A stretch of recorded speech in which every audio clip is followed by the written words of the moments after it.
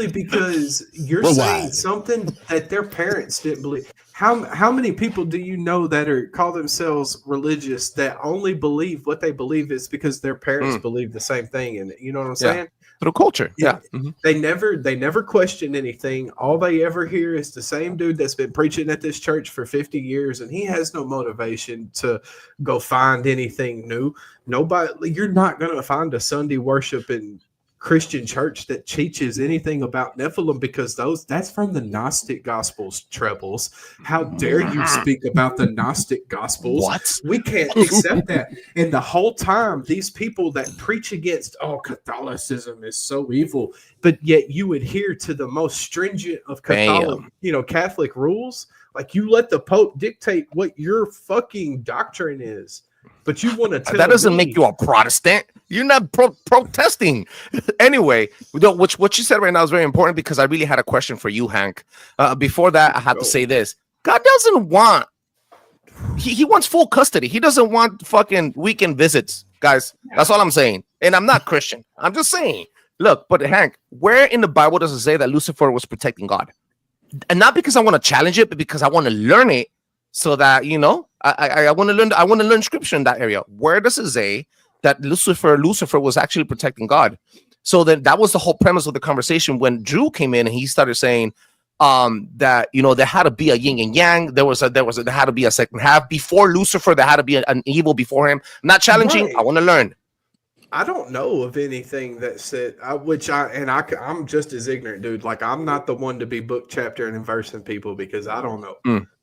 Yeah, I haven't. Like I'm right there with because you. the Bible says that, then we have some trouble. Then I'm gonna go balls deep into that shit and Regardless learn of it. whether the Bible says that or not, I think we have It some trouble doesn't. because All it like says is that even if we want to say that Lucifer was sent down to earth before the rest of the angels, and that's where something had to happen to Lucifer. Some external force, or even if it was something internally within him. This only goes back to, well, he originated from God. He was a created being. He's not God. God's not created, right? Or at least to the best of our human knowledge, God's not created. Lucifer was created. So that means that whatever happened to Lucifer originated from the creator. And what we're told, if you go to it doesn't matter what name is on the front door. If you go sit in a Sunday service, nobody's going to tell you that God is capable of fallacy. Lucifer's a modern idea. No, I get that, bro. But I think you're missing what I'm saying. Like, what? Where did this infectious behavior come from? If not from God Himself, there had to be something existing free will to God. Free will. Behavior, but we're not told about this entity that exists alongside God that was capable of infecting God's creation. Are you talking about our behavior or this? I'm talking about in the moment that Lucifer was infected with whatever got into his ass that caused him to be the Lucifer as we know him. In that moment, something happened to Lucifer. And that something either had to originate from God Himself or from an entity that was equal but opposite of God. And if it was an equal or opposite entity of God, why weren't we told about that? I got a detail. And if it was the creator, why are we not told that our creator was capable of making fallible creations? He was guilty of the worst sin. It was vanity.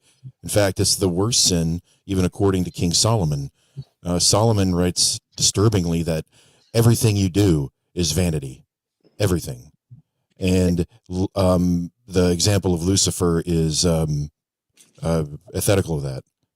We're stuck in this Judeo-Christian idea of what human beings are, which I understand and I can totally get, and I'm with you, but it's man's own fallibility. That's what we call Lucifer, is our own imperfections, and Lucifer is just another name for a planet. So if Lucifer's on earth, then Venus crashed into us, right? And if Satan or Satan or anything, you go into linguistics, right? It's man's own fallibility. Okay, right? but And where did instead that of only taking fallibility ownership come of our from, Tommy? fallibility, huh? Where'd it come from? It came from free will. Trebles just said it. Okay, That's what I where just did said. free will come from? By the way, God Shatan was a gave hockey us player. Free will. Where'd the free will Was come he any from? good? Was he any good of a hockey player? God He was damn a it! Oh, he was badass awesome. hockey player. Dude. He Yeah. was a badass. Like, Miroslav I don't know Shatan. how He to. was I don't from know how to the Czech rephrase this. Like, Republic if or something like that. From Czech It blew my Republic, I dad's think. mind. I took him to a somebody hockey help me game, out, because like I don't. and on know- the back I of the don't know how to jersey, he sees rephrase Satan. this. He's like, "This isn't real." Yeah. This is all linguistics. I But don't you the care go, if we're Capitals, talking right? about Lucifer or my neighbor next door. Where did the did the ability to be Trebles just corrupted? told you. He The told you ultimate- already. Okay, so where did So the did free I. will come from? One more time, Trebles. God, the creator. One more time. Free will, bro. I think he gave free will to all the Celestials, bro. All his glorious creations. He doesn't want to control what you do. He wants you Yes. to make the right decision yourself. It's not. I don't think it got infected. He infected other people and he influenced other people. Remember, he controlled music. I think you told me this I get that, in but heaven, right? But I'm back. I'm not worried about Lucifer himself. No, I'm you worried- asked. You're worried you about asked what where made him came do it. from. Right, and if what Mhm. made him do it was free will, Vanity. I'm not trying to argue that. If that's the answer, then the free will obviously came from God, right? Yes, but it's So man's God- own fallibility. It's not an entity. God created evil at the same time No, as He created good. no. Well, That's where you're okay, well, missing it. You're missing it. Free will is the ability for us to make bad decisions and good decisions, not just good decisions, not just to be righteous. We're not perfect, and he knew it. The entity is the entity is a some sort of fucking ancient vernacular, but something came before all that too. You know what I mean? But the evil is in man. It's not outside of man. Satan and Lucifer, it's part of the ability to have free will. You understand? And it's part of our fallibility to be able and willing to do evil. It's not, we can't blame it on the devil. We can't call it Lucifer. We have I'm to not take trying to. responsibility for ourselves, brother. That's I'm What not if- trying what to if- blame it on him. If God didn't give us free will, wouldn't that make him an evil dictator Yes. God? Like, so I mean, it would I'm not cancel trying to out. say that. I would assume. I'm not trying to say we that at are all. Lucifer, bro. Fucking Tommy. It's a Slayer song. I don't Well- give a shit. That's what we are, dude. We are so fallible. We got divinity in front of us, but we forgot how to see it. Right? We forgot how to forgot how to we forgot how to get see in touch with you. it. And we became so fallible that we're so willing to do evil. Somebody mentioned Sodom and Gomorrah earlier. They were willing to do the evil. They were Lucifer, Venus, Satan, whatever you want to call it. Yo, In The that ability vein- to do evil was given to us as In a that choice. In It's a that choice. Shout out to my favorite Australian ginger, as Drew would say, who gets to decide what's good and evil in that moment that we have that free will. Ooh. It was given to us good question. 10,000 years ago. It was given to us, and we choose to do the wrong things. We are Wrong Lucifer. according to God, the same God that knew we would make the fucked up choices. The person who wrote it down in 500 different religions, or the person or the entity or the being that wrote it down from all the way from Buddha to Baha'i, said the same exact thing. Buddha and Jesus said the same things, right? All the way from Buddha to Baha'i. After Baha'i, God's like, fuck it, I'm done. Right? You know, you guys just go ahead and just destroy yourselves, and I'll see you when it's time. Buddha had the audacity to talk about self-control when he was 400 pounds.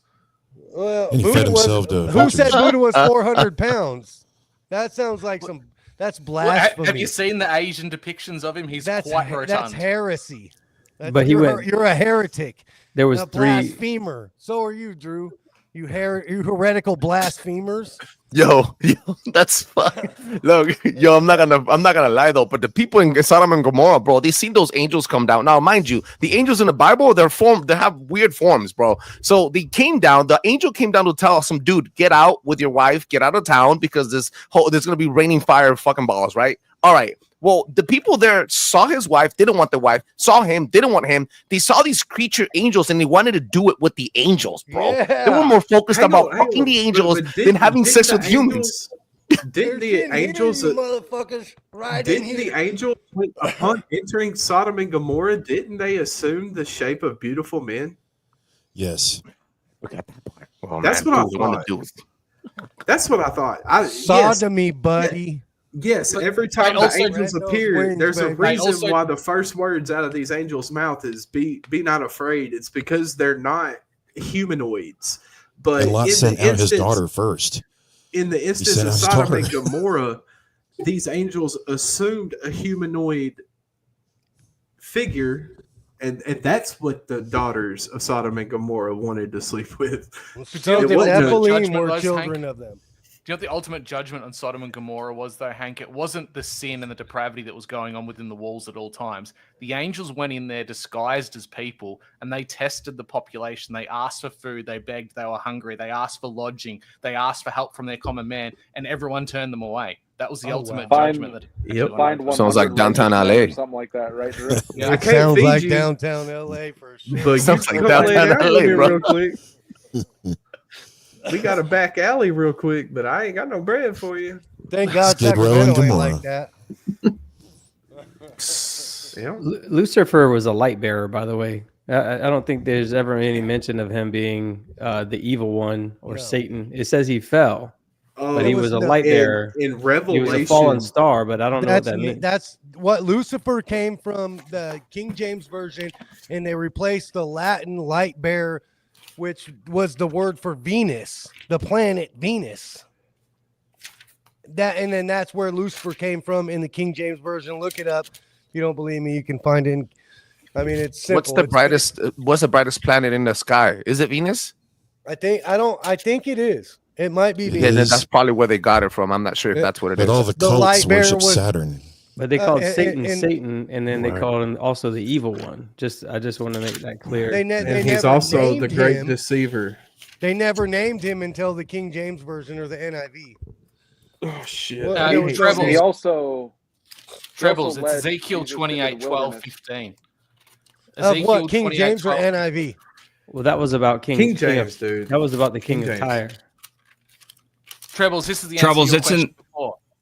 Ezekiel 28, 12 through 15. It outlines who Lucifer, it doesn't matter what name you want to give him, what his job role within heaven was. He had Thank you. musical talents. He was there to praise God. He was also given the highest and most anointed cherub position to cover God's throne with his stretched out wings. Look at nature. What do birds do when they protect? They protect things that are close to them. They cover them with their wings. By that very definition, he could be considered to be the protector of God's throne. Remember, Because human logic is Archangel not the Gabriel same as was- God logic. Just saying. Yeah, I'm but just saying. the Bible is parables, though. That's how we understand 2019, you said? it. 28, 12 through 15. But he was I'm You I talking, must guys can send that see it to in my the private fourth leg. chat. but he was talking about the king of Tyre, who Thank was you. over I'm one gonna of the- snap it real quick on the Yeah. private He was- chat. Ezekiel 28 was talking about king of Tyre, which was Yeah. one of the provinces, the heads of the provinces. He was one of the council members, basically, in heaven with God. It doesn't really say that it was Satan that he was talking about. Yep. So This is all modern, I guess. Excuse me, plunder world. I didn't mean to interrupt you. But, Oh, I wasn't talking. No. oh. By the way, Who- Listen, who I'm was a talking? Thanks for I'm a kicking my rebuttal on butt that one. with I gotta read that. fantasy. I gotta read that Mhm. through. I'm just interested. And thank you for pointing that out. James, say that one more time. What'd you say? Oh, just briefly, I wanted to say thank you to Tam for dragging my carcass every week across fantasy football. I can never beat you. Okay. Don't feel bad, James. She's dragging me currently. God. I quit betting because of my old lady. Go ahead. All right. wait, I thought this was a baseball podcast. I just No, no, no. Nobody wants to do fantasy baseball, Brian. Well, football. I what have do a you mean, jersey game you on play and with your everything, dude. hands? I talked to tons of sports fans, but none of them are baseball fans. Go figure. Let's talk some shit about freaking sports then. Let's go. Let's try something new. Hang on. I because I just found it. It took me 25 years to actually book chapter verse this. Revelation 12 verse 9, and the great dragon was cast out, that old serpent called the devil and Satan, which deceiveth the whole world. So no, he wasn't necessarily explicitly called the evil one or anything like that, but I think the summation of his actions speak for itself. He was called everything but the fucking Dark Lord. You know what I'm saying? Wasn't Revelations written like 300 years after everything else? Oh, I thought he No. was talking about Tom Brady for a second. Yes, it was. I know, bro.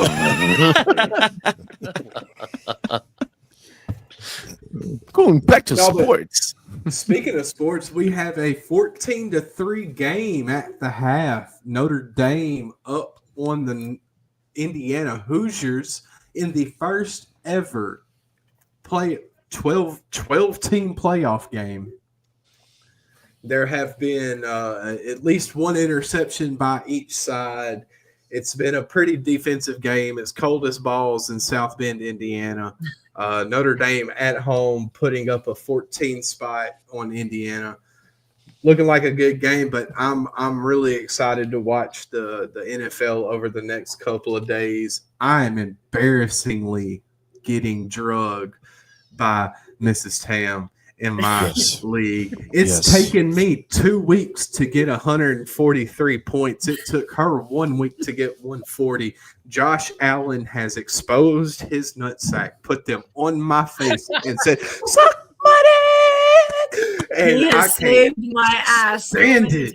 Oh my gosh! Can't he He's like come get through, yeah. arrested before the game or something? Like Break a leg or somebody something. slip that Yeah. man some X-Lax or something. Like God. Do any of you guys have your original players from the beginning? I forgot who they were. Five. I have 5 of my 6 original players, or 6 of my original players off of my. Yeah. I was lucky enough to get Lamar Jackson and Saquon Barkley with my first 2 picks. Yes. So and what about that was injuries pretty though? cool. That's been the killer. Stephon Diggs hurt. Oh, yeah. I had Stephon Diggs and he was showing out until he got hurt. I've had some pretty key injuries, especially at the wide receiver position. The only wide receiver that I still have from draft day is Devontae Smith of the Eagles.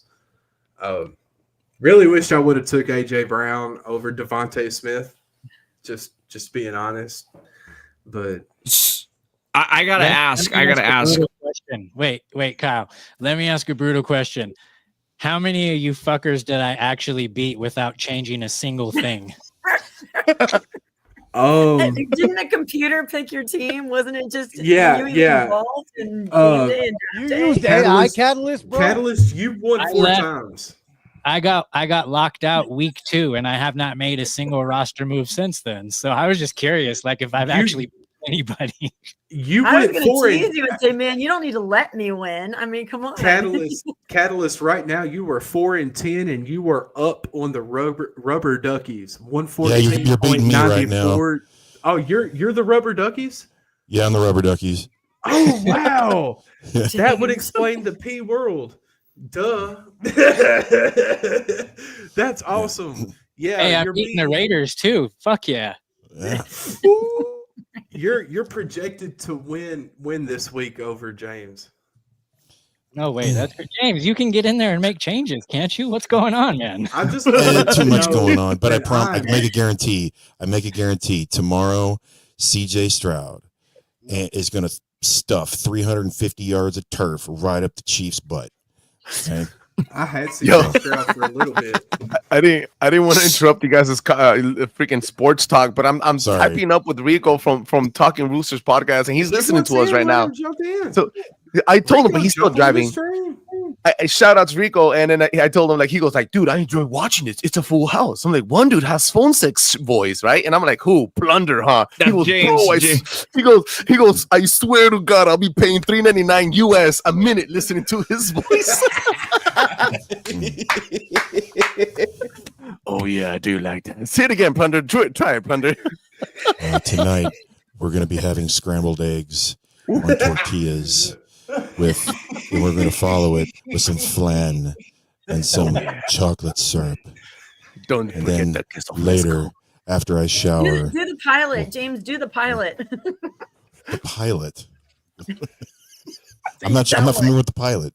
Okay. Damn, Oh, okay. Yeah. hire him to narrate your books. Seriously, and then put out audio books with his voice. It's perfect. Yeah. They say one time don't make you gay, it makes you curious. My wife has 4 bookshelves worth of books that she would love you to fucking put on Audible. I love it. I love it. How do you feel about dark romance? He thrust his purple-headed warrior into her quivering mound of love pudding. You know? Oh shit! You happy now, Rico from Talking Roosters? Or you know?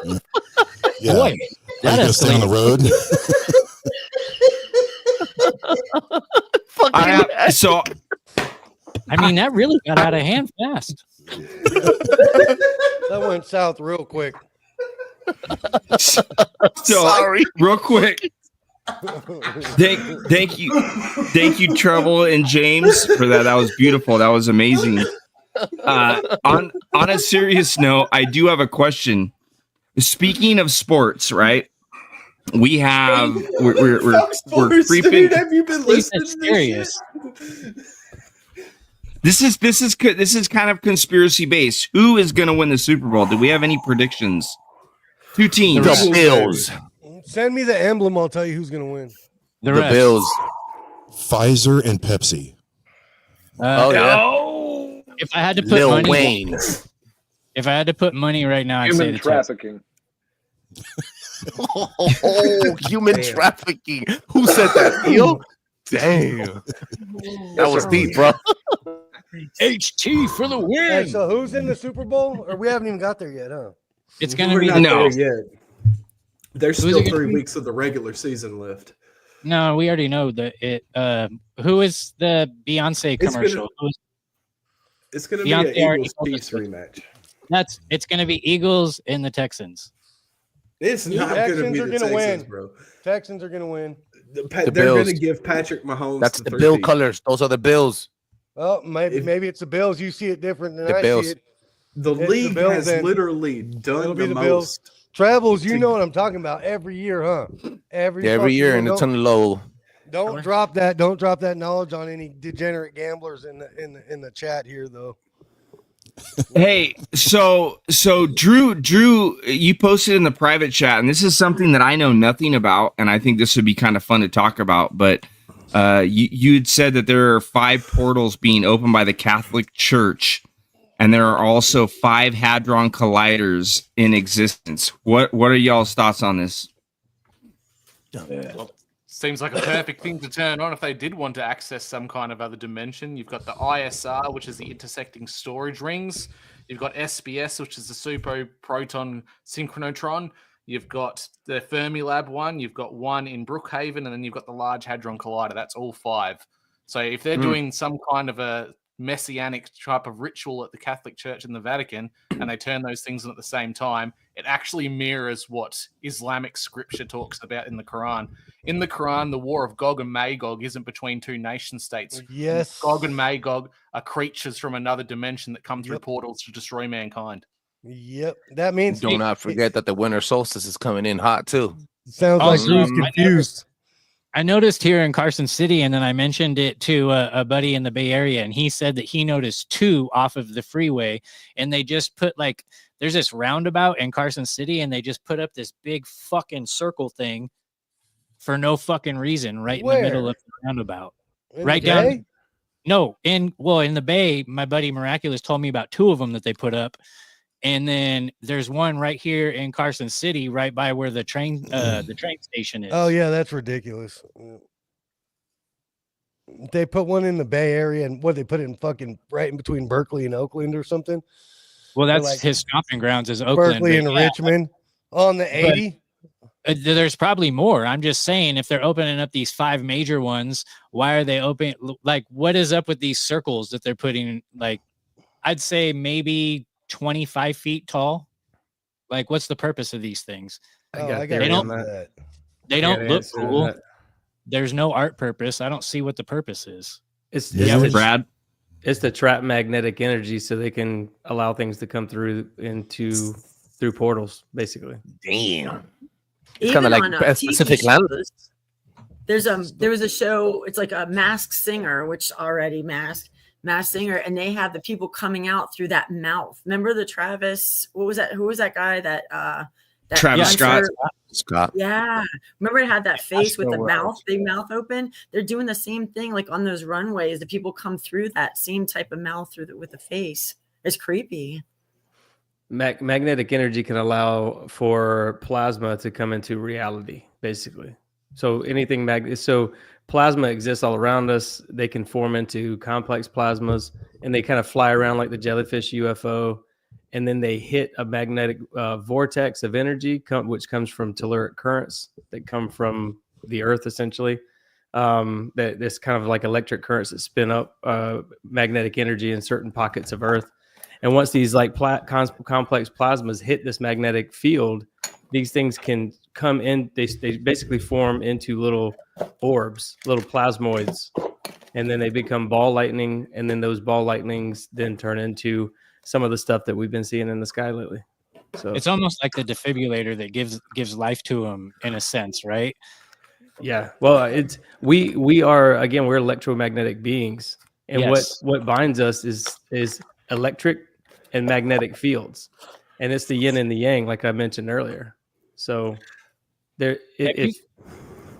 you guys ever looked into the black goo? Because I like to look into things that Hollywood shows a lot, but you never really get like the meaning of it. And Talking like the ectoplasma residue left by from spectral spirits.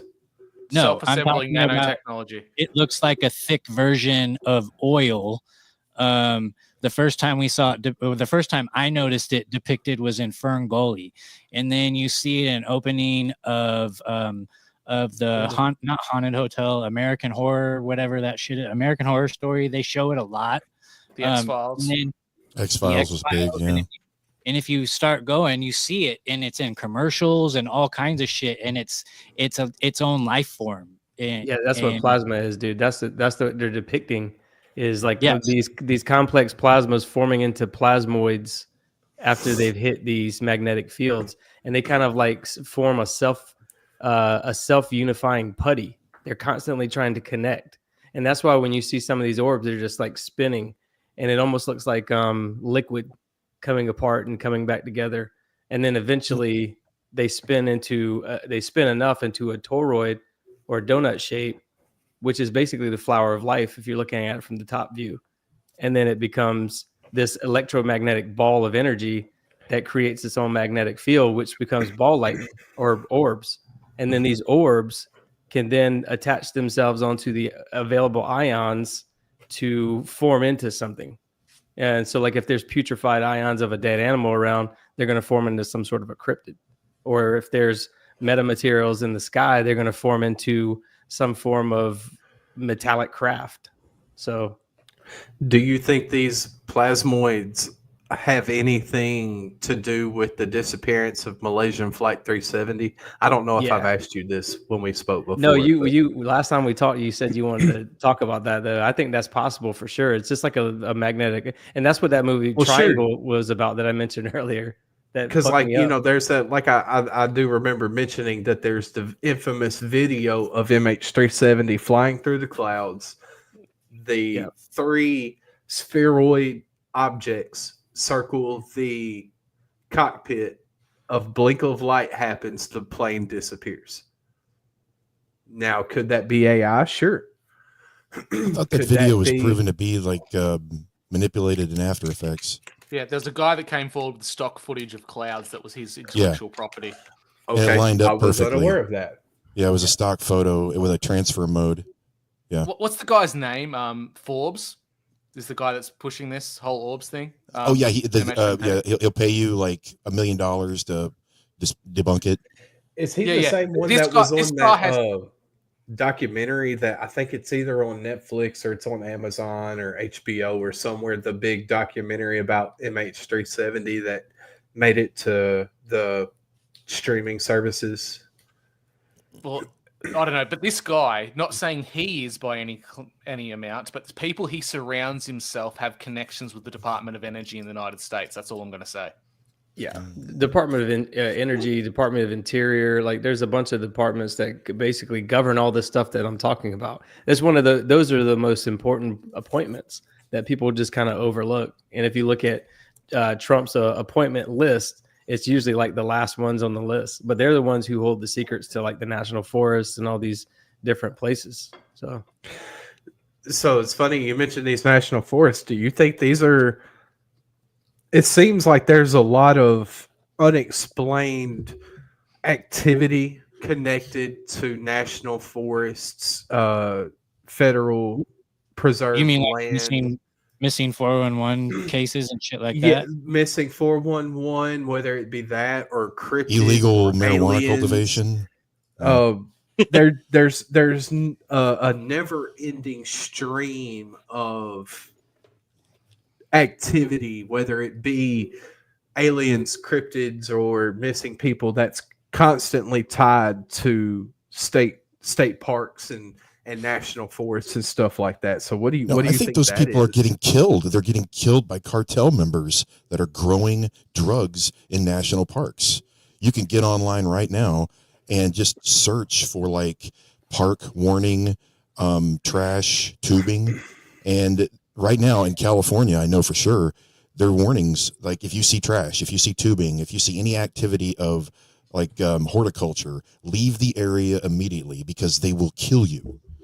I think a lot of this, paranormal 411 stuff is related to people stumbling on grow operations. What part of See, Plunder, California is that? I thought it was. There's one in Death Valley National Park. Oh, I man, know that one's Trying to on grow right weed now. in Death Valley, but So as somebody that's not from California, I'm from the Midwest, I might say that even the national parks and the beautiful forests that I would like to visit in California are every bit as bad as Skid Row, is what I'm hearing. I think that's a fallacy, dude. yeah, I don't think that's true. There's beautiful national parks. I just got to They- give you guys shit. that's- I got to give you guys No, shit. I'm I going mean, to solve I mean, it. I'm going to many solve it for all of Californians you here? right now. I got like It's not 13 Bigfoot. articles here saying the opposite. It's No, not no, Bigfoot, no, it's I not believe you. And cartels. there are some, but I mean, I'm Yeah. from there. It's my stomping grounds, and I know of places that definitely are secluded from everybody, including the damn cartel. But I was in. Yeah, well, go ahead. Sorry. no, but what I was gonna say is, there's definitely that makes so much sense, and it's always the most logical thing. But Yes, there is definitely national parks that are national parks, and they're guarded for a reason because there is activity there that they don't want people to know about. Not exactly. drug activity, but that shit does fucking happen. But we can look at like the fucking Grand Canyon, for example. Like you can't go there and explore there, and it's not Yeah. because it's dangerous and you might fall. No, fuck that. They don't give a fuck about you. It's because they don't want you to discover what the fuck they're hiding there. Yeah, you like can't. the Egyptian ruins. On the weed You front? know what they're hiding? You know what they're hiding? It's not Bigfoot. It's not cartels with marijuana crops. It's the ghost of Theodore Roosevelt who's abducting people in other dimensions. That's bullshit. The weed thing, the whole gorilla grow communist thing fuck. that Plunder World was talking about, that shit is not even true. It's so legal. You could take $3,500 and start a delivery service in any town in California. It's all Okay, so maybe meth. Yeah, I That's doubt. pretty I popular. seriously People love doubt it. I seriously doubt it. I grew up. I something's was in the going weed on. business since I was like 14 years old in the 90s. I've been telling you. through Garberville, Alder Point. They called it. People love Murder So what are Mountain. So what Like, are the I've been through taxes that whole shit legal my grow life. operations have to pay in California? What taxes do? What taxes do? Oh, it's Who pay? ridiculous. Well, It is taxes hold on. do- grow your Hold up. operation and- What I want to say real quick is that, okay, James, I get where you're coming from. I am sure that there are some, just on based on what I know, which isn't a whole lot. So sit down. But based on different, like I do understand that you do have like the cartel thing and the drugs things, but from what I have gathered, like I do think that there is something. Yeah, there's something crazy going on with the national parks and regarding missing people. Like, I guess what I would say, like, just a question to you, James. Do you think that are you completely like do you push like the paranormal like 100% off to the side, or do you think that like what are your thoughts on that? I really think that paranormal explanations usually remove like just the logical explanations for so many mishappenings, whether it's spontaneous human combustion or children disappearing for no reason only to have just wandered outside the house. I've never experienced anything paranormal. I'm not saying it doesn't exist, but before we get to that point, extraordinary claims require extraordinary evidence. I got extraordinary evidence at my mom's house in the middle of the national forest. Let's go, Brad. Let's go. Bring it. Please be a selfie with Bigfoot. If it's not a selfie with Take Bigfoot. it away. No, there's videos. Brad, there's tons. I mean, this stuff is real. I mean, first of all, drones are prohibited in national parks. Yeah. So like just flying over national parks, they would normally be shot down if they were recreational drones. But yeah, man, I mean, I grew up in a national forest in South Carolina, and these places are highly guarded. First of all, but my great grandma went to prison for 6 years for prohibition, or during the prohibition era for running moonshine. I know people grow things in the woods and cook things up in the woods. There's lots of meth heads and people with campers in the middle of the woods that definitely get busted 100%. But we have like black ops basically. There's been times where unmarked helicopters hovered over my parents' property, cloaked entities, hundreds of orbs flying around. All kinds of different stuff, man. UFOs. My mom saw a UFO 2 weeks ago. So it's not, believe me, she called me, showed me while she was on FaceTime, and I have a video of it on my phone. And all she could say was like, oh, it's a radio tower. Because in her mind, she's like, she doesn't want to believe that could be anything other than that. But yet she has seen these things firsthand. She has seen the orbs. She has seen cloaked Bigfoot entities. We have there's a video on YouTube of right over my parents' house and we live in the woods and on 10 acres in the national forest. My brother lives right next to a bunch of crazy stuff in the middle of the national forest. So there's just tons of stuff. We have like our own little triangle there as well. Puckwudgies and all kind of crazy things, man. So they're hiding something for sure. And again, my theory on it is that these telluric currents can spin up.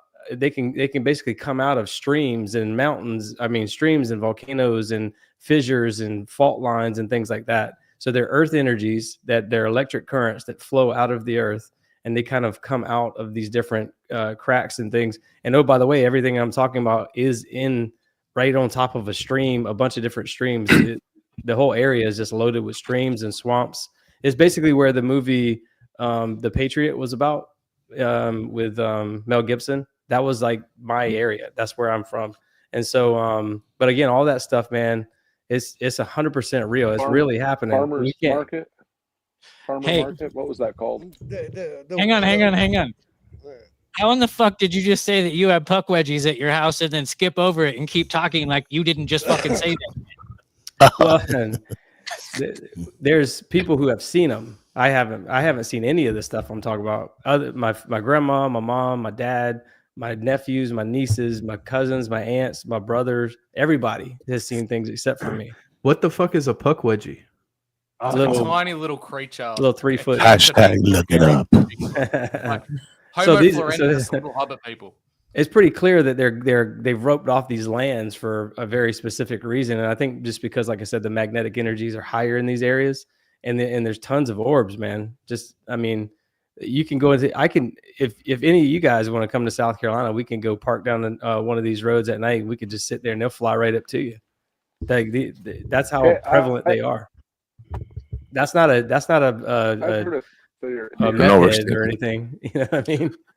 There's many different ancient sites also. I don't know if you guys noticed, but a lot of the sightings in hotbed cities of UFO sightings and 411 stuff, cases missing and stuff, they're all on mounds, bro. I honestly think the mounds are not only hidden, but they're also Nephilim technologies. If you guys look up to the Ohio, there's a snake. There's a snake right on the mound. There's like a snake on the floor created by, I don't know what's it called. Snake Serpent mound? mound. It's called snake Serpent mound. Serpent mound, right? Again. Serpent Mound. Yep. We You lost just you. muted yourself. It was probably one of those pudgy Mr. wedgies, James, whatever. if you're the fuck it is. talking, we can't hear you. Fudgy wedgie. Sounds like a Pudgy candy. wedgie. It sounds like a really good fucking candy. I'm gonna tell you right now, all the supposed marijuana grow, gorilla grow, cartel grow shit that everybody talks about, where in the national forest and city, that's bullshit. You got California has camp.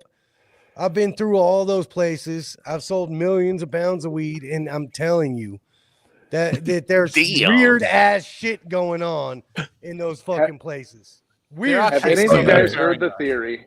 It has Have happened. any of you before, guys though. heard the theory that the big name families, like the Rockefellers, perhaps Rothschilds, Astors, whatever, they have secret places that they camp out in a lot of the national parks and whatnot. After all, they're a lot of the people that donated land and whatnot to have the national parks made and whatnot. Mm-hmm. You But mean like the Bohemian Grove on the Russian River in California? Yeah, we know. yeah, kind of like that. But Guerneville, they- baby.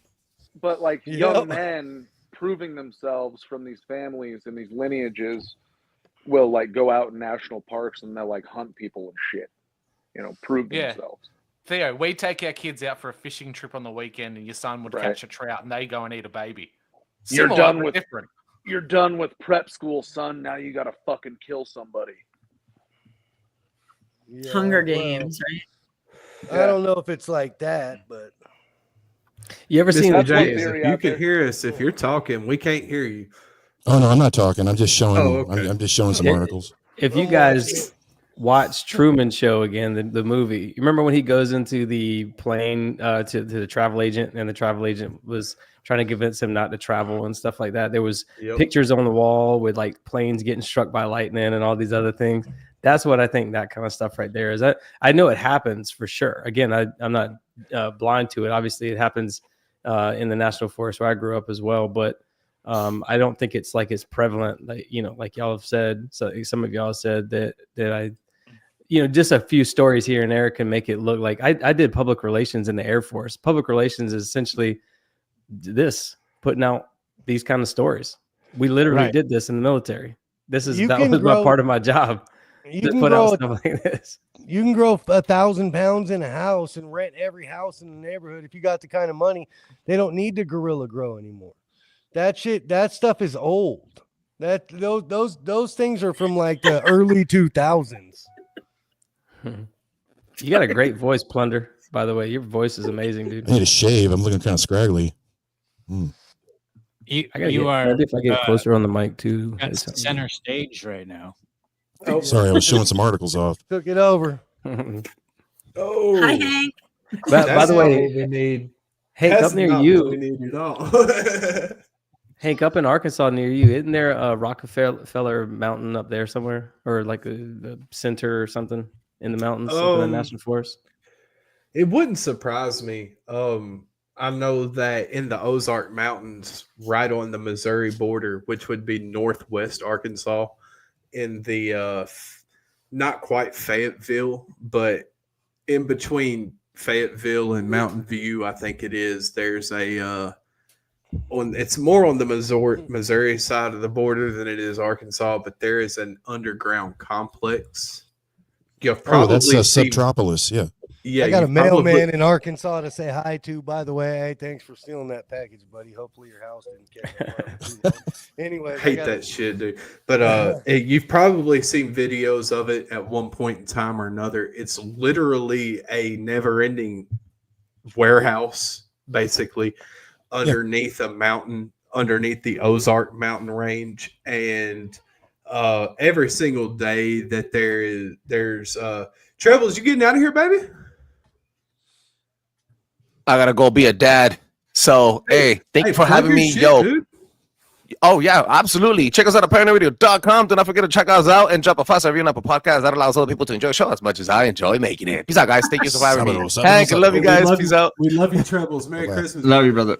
Merry Christmas, guys. Take care of each other's Merry Christmas. families and kids. And yo, Plunder, I gotta get you on the show, man. You show off that boy. Y'all need to link up, Trebles. Okay. All right. You too, Brad, Theo. Bye, Have a good one, Trebles. fellas. Bye. Bye bye. Hey, you got homework Trebles tonight, from- brother. I know I got fucking homework. I know. Okay, I know. Fuck. Bye. It's not fair, Catalyst Trebles Jones. It's from- not fair to give Trebles homework. Hey, we all need homework every once in a while. I give you homework Ladies, every single day. Don't be Shut your jealous. ass up. You don't even know me like that, bro. ladies and Oh, gentlemen, God. y'all make sure y'all go check out Paranoid Radio, paranoidradio.com. Like the man said, catch Paranoid Radio podcast on all your major podcasters. Make sure to go show Treble some love. They do some great work over there. Yes, they do. I Back to love that he Bigfoot. just started the Spanish show too, because now he's hitting people upside the head that he wouldn't normally Right. be- Well, And a he lot said of it- he Well, said anyway, I'm he gonna had get his on there, biggest Holmes. numbers off of his first Spanish only show, like Spanish speaking only show. So that's pretty awesome, man. I love that for him. all those big YouTubers, man, they translate their podcast, their YouTube channel into many different languages so they can hit every big market. So like Mr. Beast makes more money in the Spanish market than he does in the US market. No kidding. Mr. Beast That's is cool. a chomo homo. It really Yeah, pisses hey. me off that my children know who Mr. Beast are, and he's younger than I am. Y'all ever think about the fact that there's a 21-year-old kid I'd That- rob him if I caught him. probably has 0.0% financial responsibility skills, like probably isn't that good of a human being, but can like swing a baseball bat, he can throw a pitch, he can hit a motherfucker with some pads on really hard, he can shoot a 3-pointer really good, and he's gonna make so much money that if he plays it right, his grandchildren won't have to work.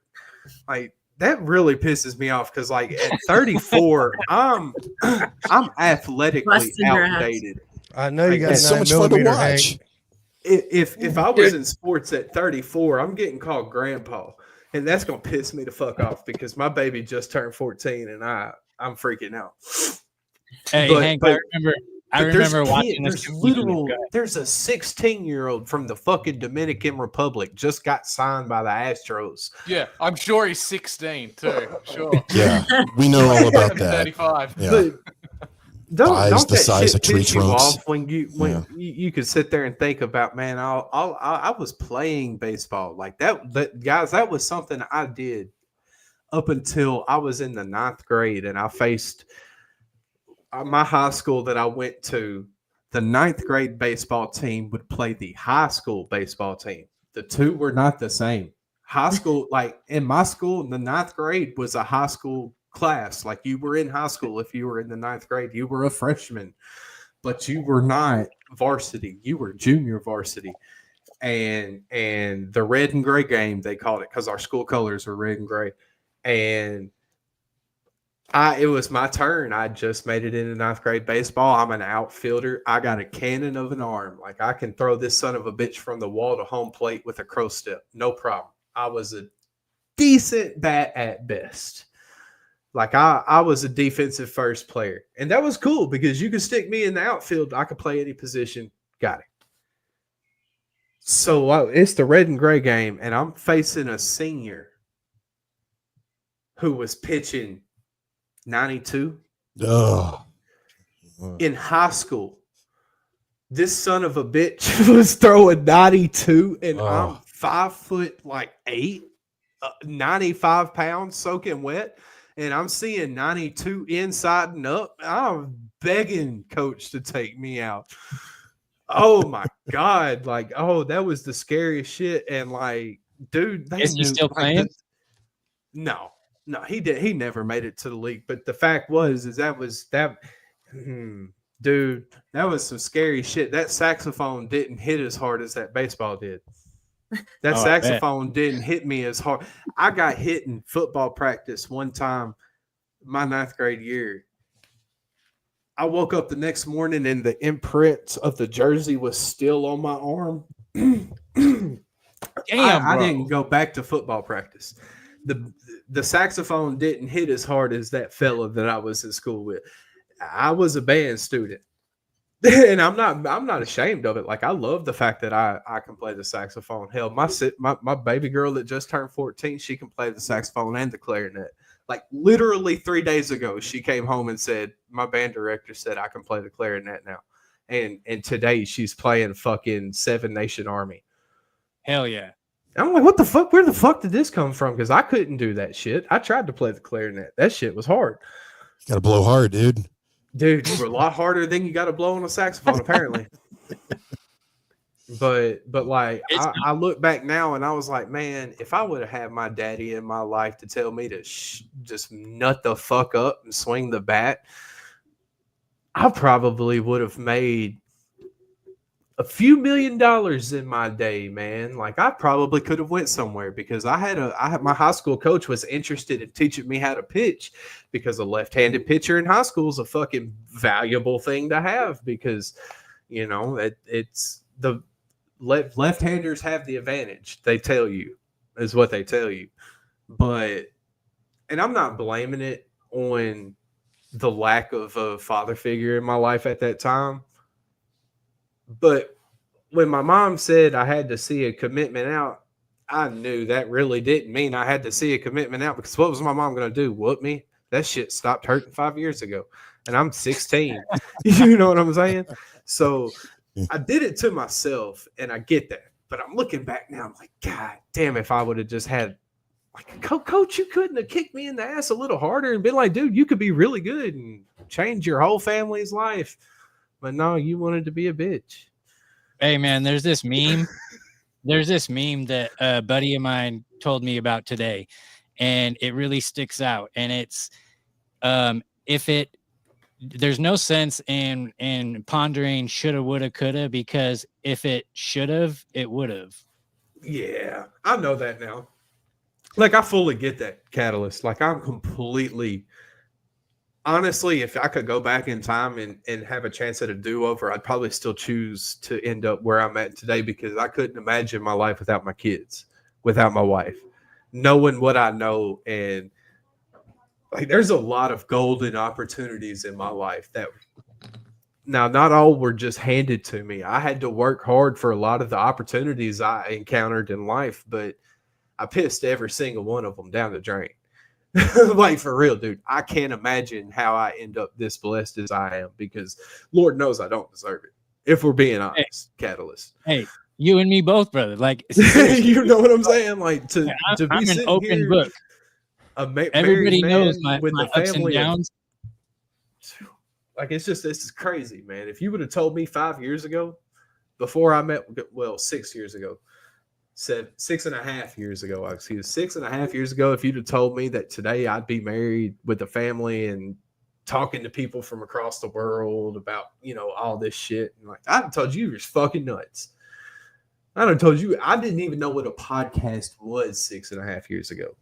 Like, all of y'all got like skin in this game. Like, I don't have, like, I started doing podcasts like a month after I started listening to podcasts. Like, that's so. But I wouldn't change it, Catalyst. I really wouldn't. I wouldn't change it. Dude, I'm Hey, so Hank, happy. I thank God every single day for my life. as a pitcher, you know who Doc Ellis is, right? Oh, of course. Okay. Mr. You know what Mr. year this- LSD. Okay. Yeah. This is the year that he pitched his no-hitter. That was Okay. 68, wasn't it? That was 1970. Okay. 70. Yes, sir. Yeah. Pitched a no-hitter, tripping his absolute balls off on LSD.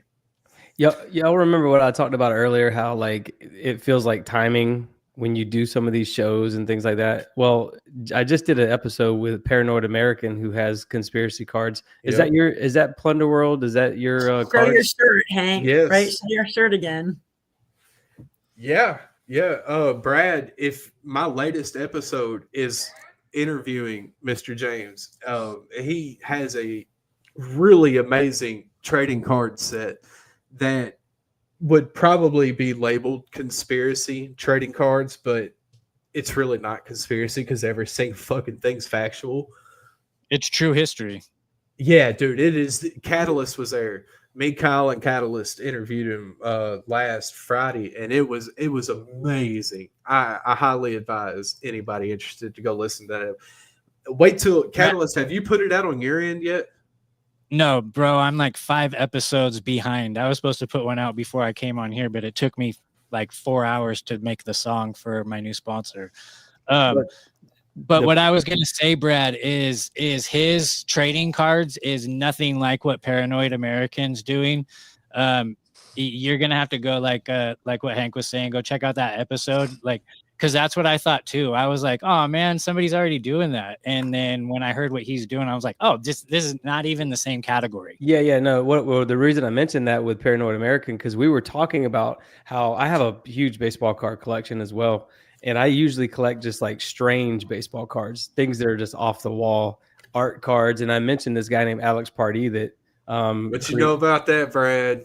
So I got an Alex Pardee, Bryce Harper auto card, right? And I was telling Thomas about from Paranoid American, and he mentioned the Doc Ellis LSD thing as well. So again, this is just another synchronicity, another reminder like that we're doing what we're supposed to be doing. And so that's how I see the world, is through like I'm just an open vessel that's being used to talk about this sure, kind of dude. So dude, Doc Ellis was straight up on the mound having a complete lost his mind. Fear and Loathing in Las Vegas LSD trip. So that needs to be a short. Somebody needs to make a really fucking mound seeing bats and shit. He was gone. Plunderworld, I just clicked on Plunderworld's website a while ago. Plunderworld.com. Is that you? That's me. Yep. So you sell cards as well? That's why I'm asking. Yep. Cool, man. They're just like they're supposed to be like retro, baseball cards, random packs, 36 in a box, 279, full flash cards. Just like when you were a boy. You collect baseball cards as well? Well, not anymore.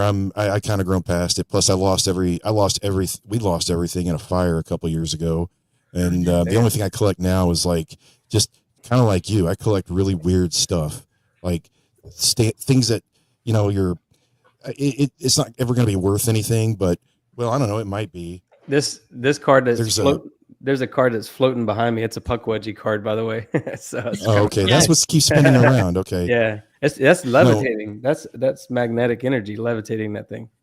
Like I picked up these just as they were printed. Anybody who remembers the Maui fire remembers these books that were printed like 8 days after the fire. And I didn't know about the books. What the fuck? Oh yeah, you didn't know about the books? Yeah. There was a book on Amazon that you could get.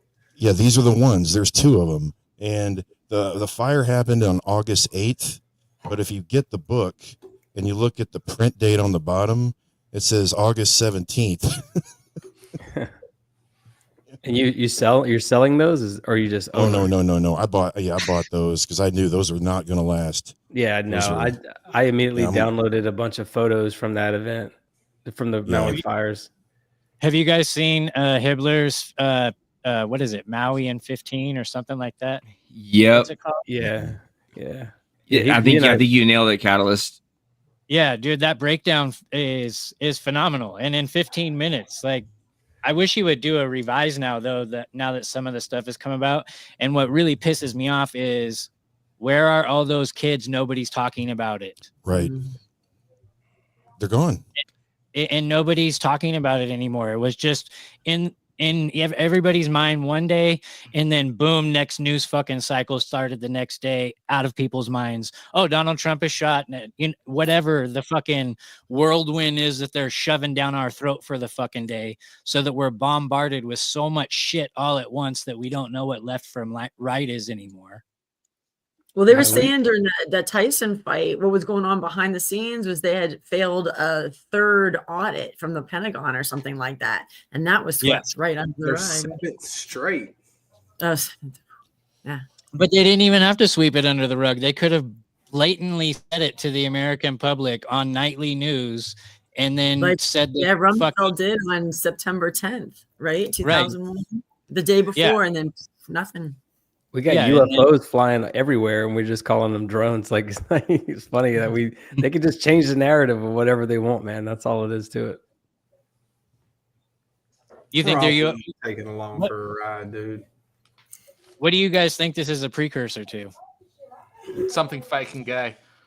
Yes, They're well, just going to make it to where you can't buy any Chinese drones on the short end. I mean, I'm in the video production world, and everybody's freaking out because they're going to lose their DJI drone cameras because they're gonna give the state regulations here in Texas, at least, authority to take your drones away from you.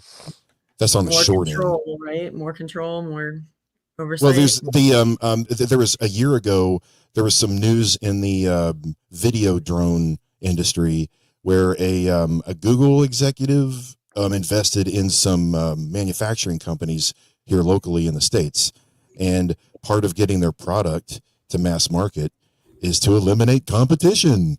And you draw up a bunch of, you look at the local news stories you see. I'm sure every one of you, wherever you live, there's some weekend story about a guy shooting a drone in the sky because it just looks kind of scary, and he gets arrested, and they demonize people that are concerned about privacy, and then you have everything happening on the East Coast. Just like I said, the short effect is going to be we're going to have to buy American-made drones if you're in that kind of industry. The long end, I don't know, depopulate the East Coast. Make everybody leave, scare them. Yeah, I think it's a precursor to something bigger, but I also see the logical aspect that you're taking from it, and not only not be able to buy or forced to buy American drones, but are you even going to be allowed to fly these motherfuckers, right? Because this isn't something that is protected in the Constitution, and Second A is under attack all the time. This thing isn't even mentioned anywhere, so they can just take it away immediately. Which is Well, you're saying, yeah, he's saying the East Coast, and it sounds like bird flu is ramping up on the West Coast, right? Aren't they just all into that now and trying to scare people in? Yeah, that's the thing. That's what I was telling you guys. We keep chasing these stories, and how long? And Plunder, this is why I was just pushing back on you a little bit, man. I'm sorry if it came across as being an asshole. I wasn't, man. No, please. But what I was trying to say is that what has logic and sense gotten us for many years now. I'm 41. I've heard a lot of shit over the last 41 years about, every narrative you can think of, and nobody believes any of these narratives anymore because they, people are telling us one thing about this, and then now we got bird flu, and again we keep chasing these little things down to, and I'm tired of looking at the logical explanation because in 2020, when elections were stolen clearly right in front of our faces, when all this other crap we were being told about COVID and all this other stuff was clearly lies right in front of our faces.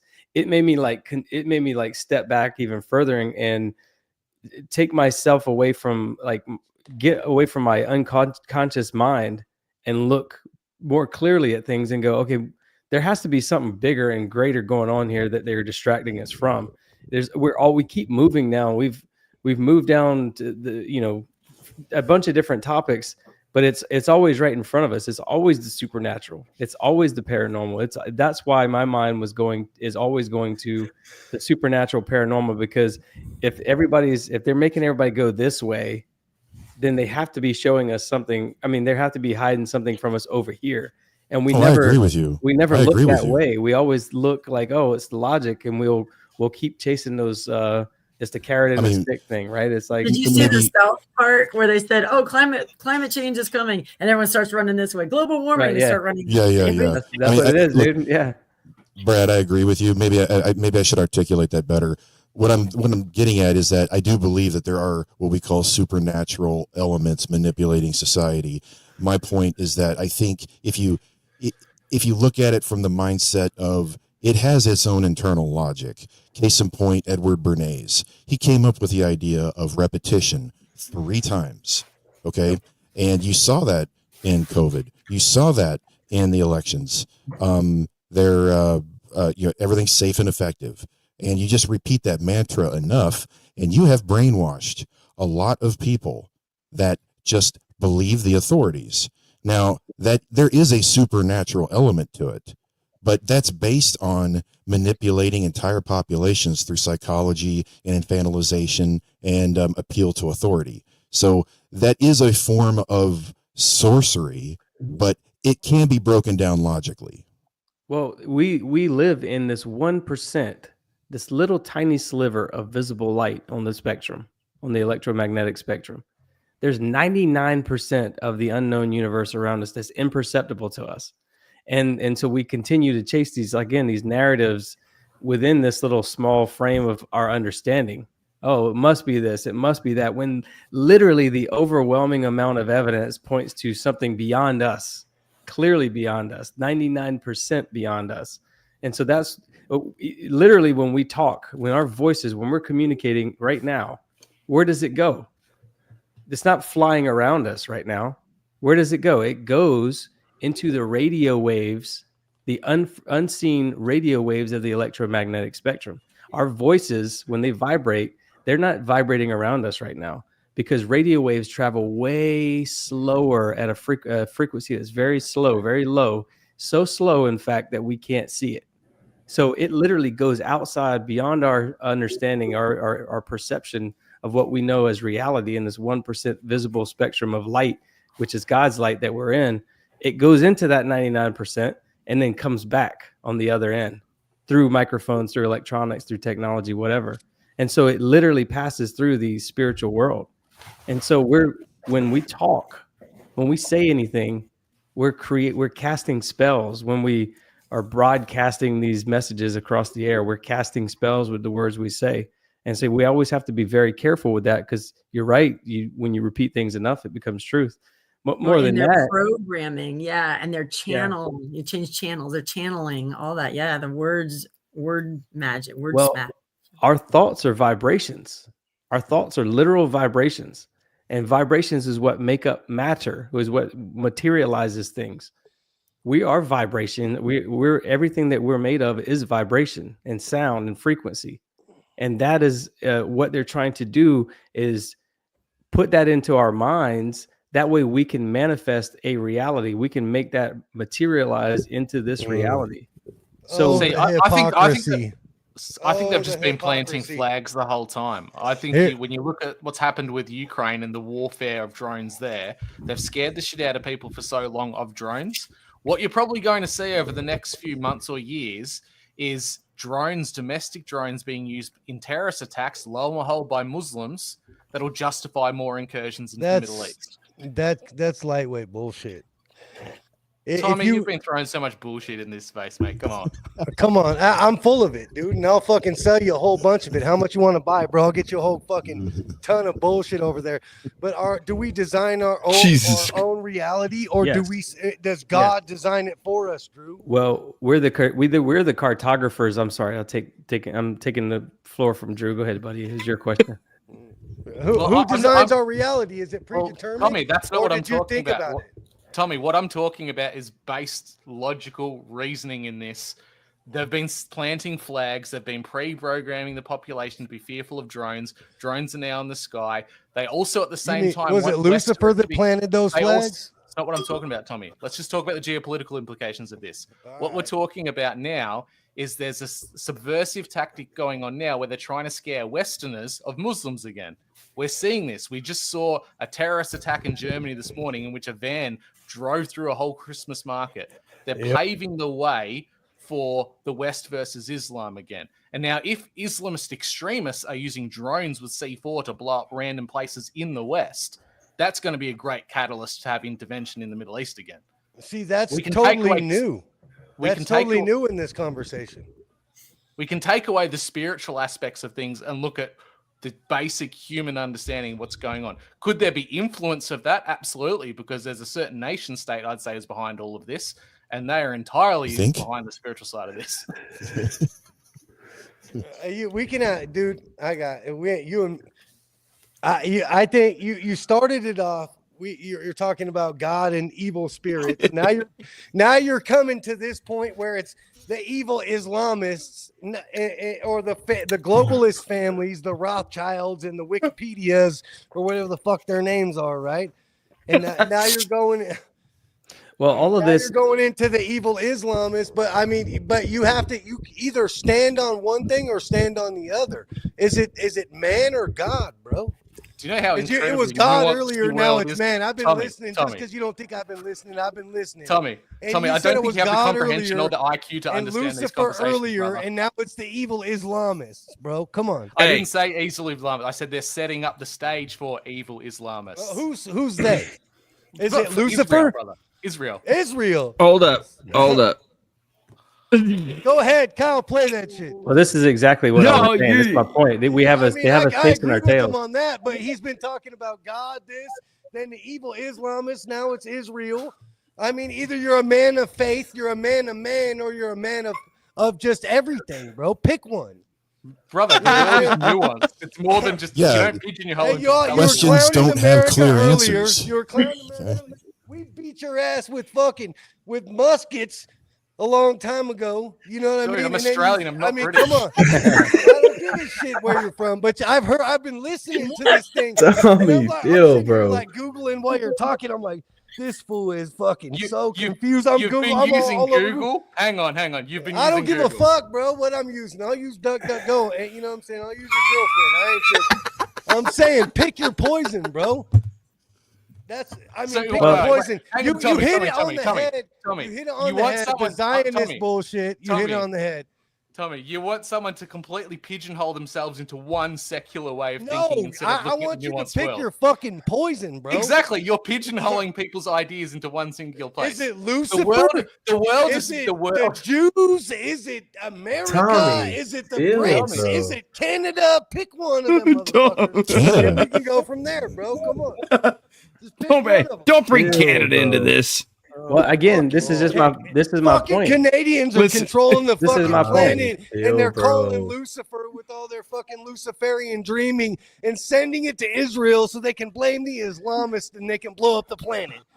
I think we just have to tune everything out and listen to God. That's it. We don't have to watch news, movies, anything to get any kind of perspective on anything. Just calm your mind and listen to God. And this right here is exactly what I was saying. They have us like back and forth with each other when we probably believe the same shit. You know what I mean? It's like, yeah, there's an aspect of spirituality. There's an aspect of reality, all of this stuff all around, you know, there's media manipulation. There's all kind of stuff. There are people who serve the fallen angels. That's what it is. That's what it all boils down to. So should we start shooting fallen angels? Or should we, I mean, I like it. I agree with you, Drew, 100%. I think it's, I think that there's so much distraction going on that there's one thing happening right in the middle. You know what I mean?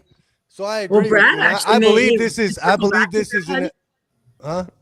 to circle back to Brad, he made a good point about the frequencies, vibrations, resonance. There's a lot going on that we're not seeing.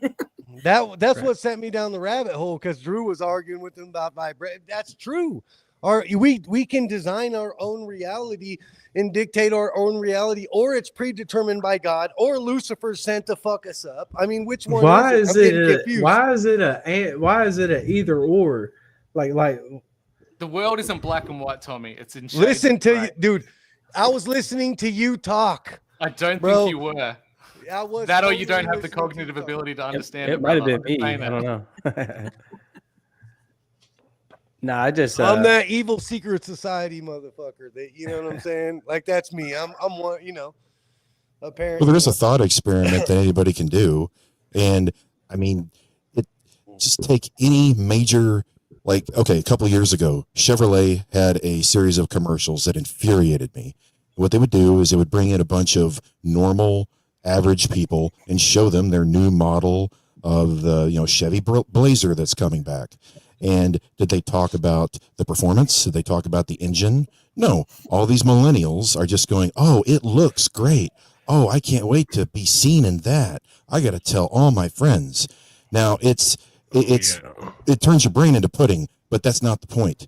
The point is that is what Chevrolet thinks of you, the customer, that all you care about is the aesthetic. All you care about is the vanity being seen in their cars. It's insulting. And it's a thought experiment because it's a form of mental magic. And once you see the trick, it will never work on you again. And that's why we have these conversations. They don't have clear answers. Now all we got to do is figure out who it is that we got to blame, right? Besides our own selves, individuals. Well, Yeah, we are the cartographers of our own reality for sure, 100%. We are the blame for everything but again, you can control your frequency. You are 100% in control of everything, and the only trick that they know how to do is to get you to consent to something, to some form of information. Yes. So you've been on point, Brad, the whole time. So I'm not, Oh, I appreciate that. I'm just talking about the hypocrisy. I mean, and I going down that rabbit hole is just about hypocrisy. I mean, accountability, free will, the stuff we started with in the beginning that wasn't ridiculous. You know what I mean? But it's true, because what's Brad's saying is if you can see it and believe it, you can achieve it.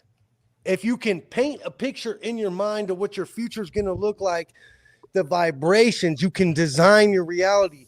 You can design your resentments, right? You can do all that. So, Brad, you're 100% on point. And what you said earlier about Lucifer being in, you were right. We're the ones who control that lever.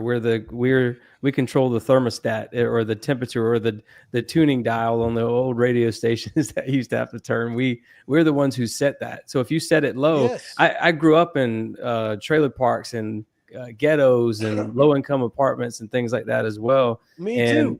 I got bullet holes. So when you grow up like that, you can see very quickly that everybody around you is very negative all the time. Attracts like. Negativity will attract negativity. Positivity will attract positivity. That's 100% true. So who brings the light? We do. We are Lucifer. We are the bringers of light. We're not the evil one. We're not the liar. It's a personal responsibility and accountability and individuality that I think is getting lost in all of this. You see what I'm saying? And we're talking about all these other people, but look inside of yourself. Look in here, bro. You're a part of the problem, you're a part of the solution, a part of their problem, a part of their solution, a part of your problem, a part of your solution. Whose is it? What is it? Individuality and free will was the greatest gift our Creator gave us. And look at us sitting here looking for explanations everywhere else when we can just look within ourselves and find it. Do y'all know that's hard to do if you're a child? Do y'all know you need parents? You need influence that can show you how to find that. And even adults don't have what you're talking about, Tommy. You need those people that look in with themselves, also do their research, and make major observations to wake others up. And it's not God-given. Do you need to research what's right and wrong, brother? I think you need to do that with your children. Yes, you do. And I don't think it's as simple as answer as that, man, because if you is that simple, anybody in your life to raise you up, I'll give you an example, Tommy. I'll give you a great example. You one too. Are you supposed to just grow up independently knowing what's right and wrong? Or I mean, it all depends on like who grew up here with mommy and daddy, bro. Who's raising you? Not everybody has mommy and daddy raising them, bro. Raise your hand if you grew up with mommy and daddy. My hands ain't gonna go up, bro. Right? So I don't believe that.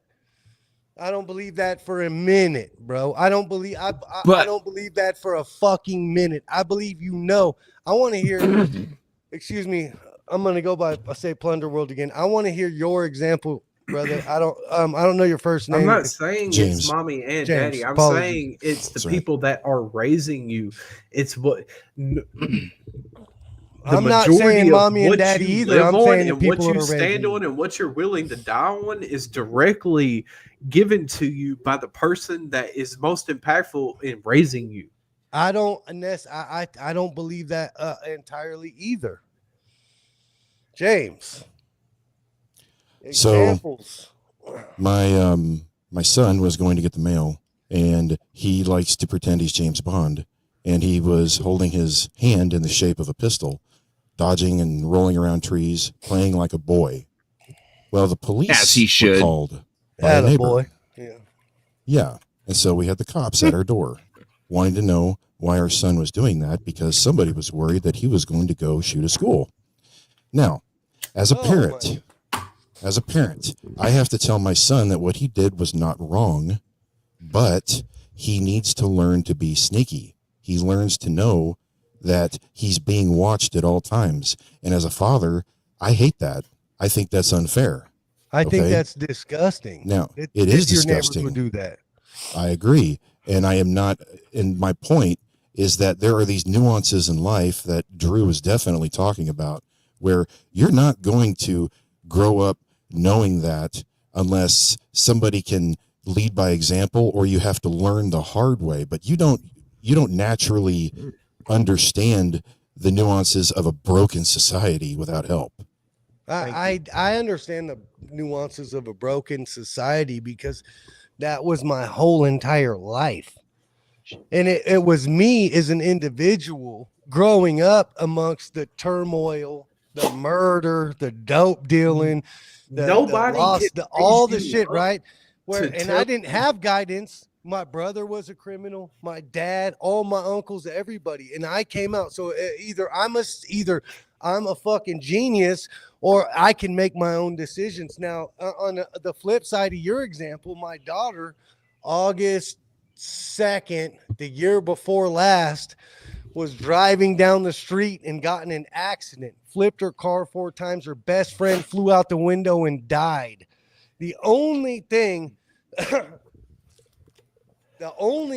was together in that car was the driver's compartment, right? Her best friend died. She went through it. As a father, I guided her as best I could. I supported her. Her mother's a G. Her mom supported her. We all supported her, right? Not all of us have that. But you know what I'm saying? So I know what you talk about tragedy, having your daughter having to go. Her mom called me. I'm coming down. She's like, your Belle got in an accident. Meet me at the hospital at this place or whatever. I get to the bottom of the hill. I'm on my motorcycle. I got my headphone in and my phone's attached to it. And I'm coming through a bad area. And all I hear is she died. Someone died. So I think it's my daughter. So I get from the bottom of this street to the hospital in about 4 minutes, going almost 200 miles an hour on a motorcycle. Find out that it wasn't my kid, that it was her friend, right? I didn't know till I got there because I was ready to die on the way there because that was my only little girl. I only got one, right? And we, sat in there. At this time, I was in a motorcycle club, so I had my cut and everything on. Get in the hospital. My daughter's in there. I come out surrounded by cops. It was just the craziest night of my whole entire life, right? And instead of fucking walking away, my daughter's lucky to have parents that she had, but I wasn't, right? So it's not and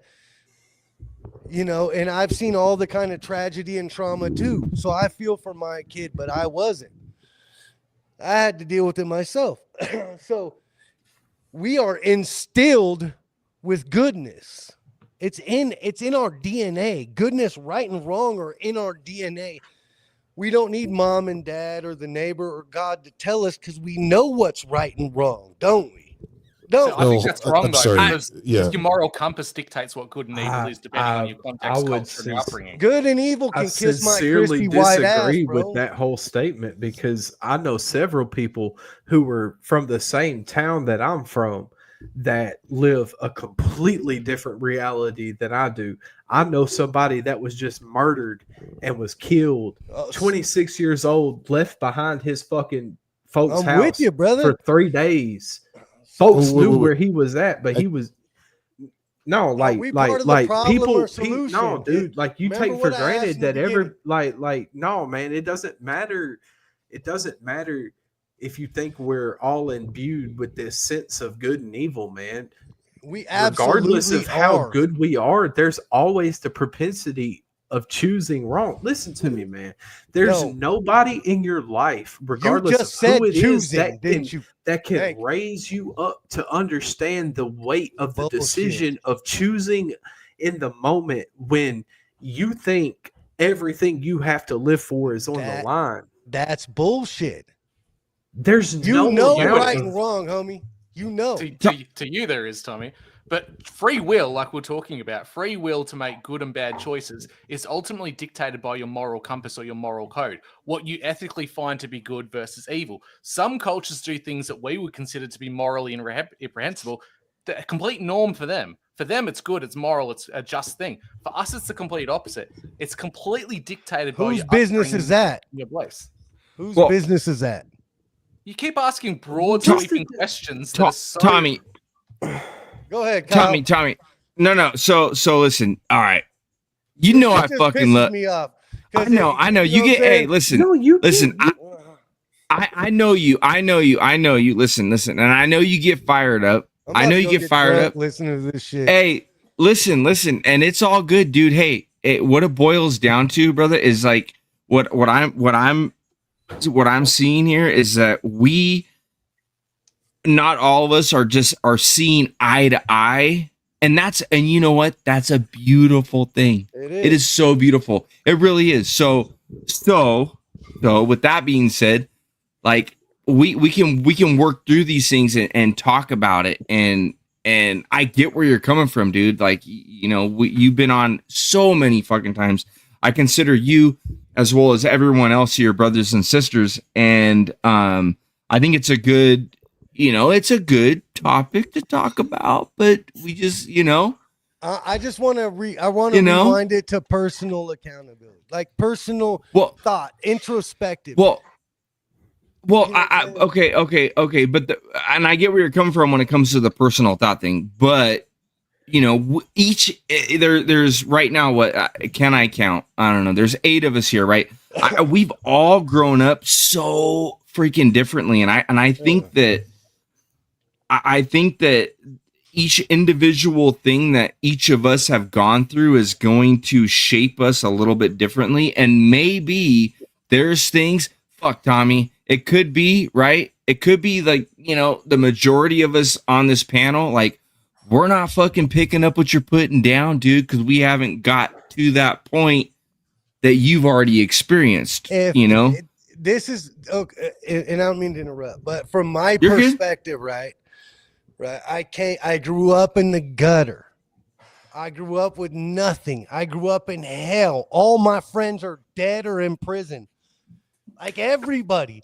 I decided to make a different choice for myself as an individual based on what is right or wrong. If I can do it, anybody can do it, and ain't nobody gonna. It's the gift of God, that free will thing we talked about originally, right? The solution or problem. If I can fucking do it, there's no excuse for anybody else. The shit I've done in my life, bro, I'm going straight to hell. I swear to God, if I die tomorrow, be sitting in judgment in front of Satan. Well, no then, fucking Tommy, kidding, bro. But listen, I don't think I can do it. Anybody can do it. Is all I'm saying. I don't think I agree, but I can't do it. Hold up. I don't think Tommy, I don't think that anyone disagrees with you on that. No. I don't think that anyone disagrees, because I know I've been through some shit. I know damn well that the 8 of us in here right now have been through some shit. I know that. Like, I don't even have to ask anybody on here. If we have all been through some shit, but we've all been through different shit. We all handle our shit a little differently. So all that I'm saying is that I think that we go through things in life at different points, if that makes sense, right? Like, and I don't know if it's divine. I don't know if it's God. I don't know if it's plow. I don't know if it's spirit. I'm not exactly sure what it is, but I do feel like we all hit this point in life. It's one of those things. I'm gonna lighten the mood a little bit, but I know a lot of us here are parents, right? We all have kids, and I remember Yeah. Oh shit! Pause. Hit the pause button. Yeah. Congratulations, Drew. He's got a little. I'm gonna say. I always Joey? call them crotch goblins, and I mean that with all due respect. I got 2 crotch goblins, but I'm not gonna refer to yours as a crotch goblin. Just say it. But congratulations on that. But it's one of those things, you know, when you grow up, right, and you have your parents that are telling you these things, and when you're a kid, you think they're so stupid, and you don't understand why they were telling you this, and it was so annoying, and all, you know, whatever adjectives and verbs you want to add in there, and then once you become a parent, it's like, damn, like I get it now, you know, like I'm thankful my mom let me go out. And I had to come home when the street lights turned on. That was kind of the rule. Now I'm like, dude, my daughter ain't going down my street like anytime by herself at all. It's not happening, like at all. And so, anyhow, I don't know exactly where I was going with that, man. But I know where Tommy. I got. I'm sure. Oh yeah, and I'm sure you know where you were going, but you know, it's one of those things where we don't necessarily see eye to eye on it, and that's cool. You know, you're asking the question: is it this or that, And I think that I think it's all good, man. I think it's all good. It is too. So you're cool. My point is, let's look inside. At that. Let's look inside each other. Inside ourselves. How much of your decisions, how much of your judgment, Tommy, came from the actions of those friends you had? That's the point we're making, is that you learn through observation. And if you didn't have those experiences, you wouldn't have changed your life. You're 100% right. And that does not come from inside. That comes from just life experience and observation. You're 100% right. You're 100% right. I think it's also 100% right. I think it's also a choice that you have to make, though, for sure, because Jesus went into the wilderness for 40 days deliberately to battle evil, to battle Satan, to get him out of the. So he went into the darkness. A lot of people, when they go to prison, they come out of prison and go, and they're really reformed, and they go, yeah, like I saw like what it was like in the darkness, so now I'm going to walk in light. And so but there is that you do have to take like control of that and say that's you can again, man, people can just people will go through their lives and they'll make every excuse they can for a lot of different things. I've done a lot of fucked up shit. So as family members, I'm not paying for anybody's sins except for my own, right? Yeah. And so but yeah, outside influences for sure. You know, like you see the way other people do things. Peer pressure is. Look what everyone did with COVID, the stupid 6 foot distance, the masks, everything. The peer pressure was really strong. And that's the point. Yeah. Keep going. Sorry. I'm sorry. I like hearing from Tam. She hasn't talked much tonight, yes, but every time it's a nice break to hear from like a bunch of dudes' voices. I was waiting for it to get back to football. I was thinking when you guys were talking about the no regrets, and I know Hank was talking about that, I was laughing. Have you guys seen a tattoo that said no regrets? Yeah, I actually met that guy. I did a personal tour for him at when I was working for Francis Ford Coppola Winery, and not gonna lie, I was hoping for a really cool conversation. Pretty dull. But yeah, he had the no regrets. No regrets right on the chest. Just loud and proud. It was hilarious. That's funny. Yeah. I'm a little jealous that he got to, do a movie with Jennifer Aniston. Just a little bit jealous, but that's nor here nor there. But you can make that happen too, and that's what Tommy was trying to say. A little bit of that you can guide yourself into whatever avenue you want to go down, man. It's really possible by just tuning out all the noise. This is gonna sound because I'm in the conspiracy, paranormal, spirituality podcast world, but there's a lot of shit in the conspiracy world that I don't even touch. Like the Trump assassination stuff. I just didn't even. Like literally the only reason I even saw anything about it was because I was with my wife's family in the mountains and they were just like glued to the TV and that's all they were watching. But I didn't sit down and watch it with them. And I deliberately didn't want to, because I know I used to sit there, dude. I turned on the debates with Biden and Trump for like 5 minutes, and I could feel my body just changing from how I felt. I was extremely angry, and like that manipulation is we're very easily manipulated, very easily, and so like I don't know anything about the Trump assassination whatsoever. You could say names of people involved, and I would be like, I don't have a clue what you're talking about.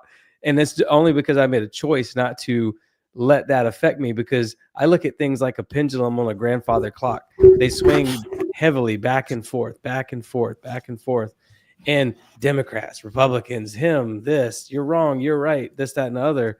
But if you take yourself and sit at the top of that pendulum, everything else is chaotic, and you're just kind of sitting there still, and you're just kind of looking up.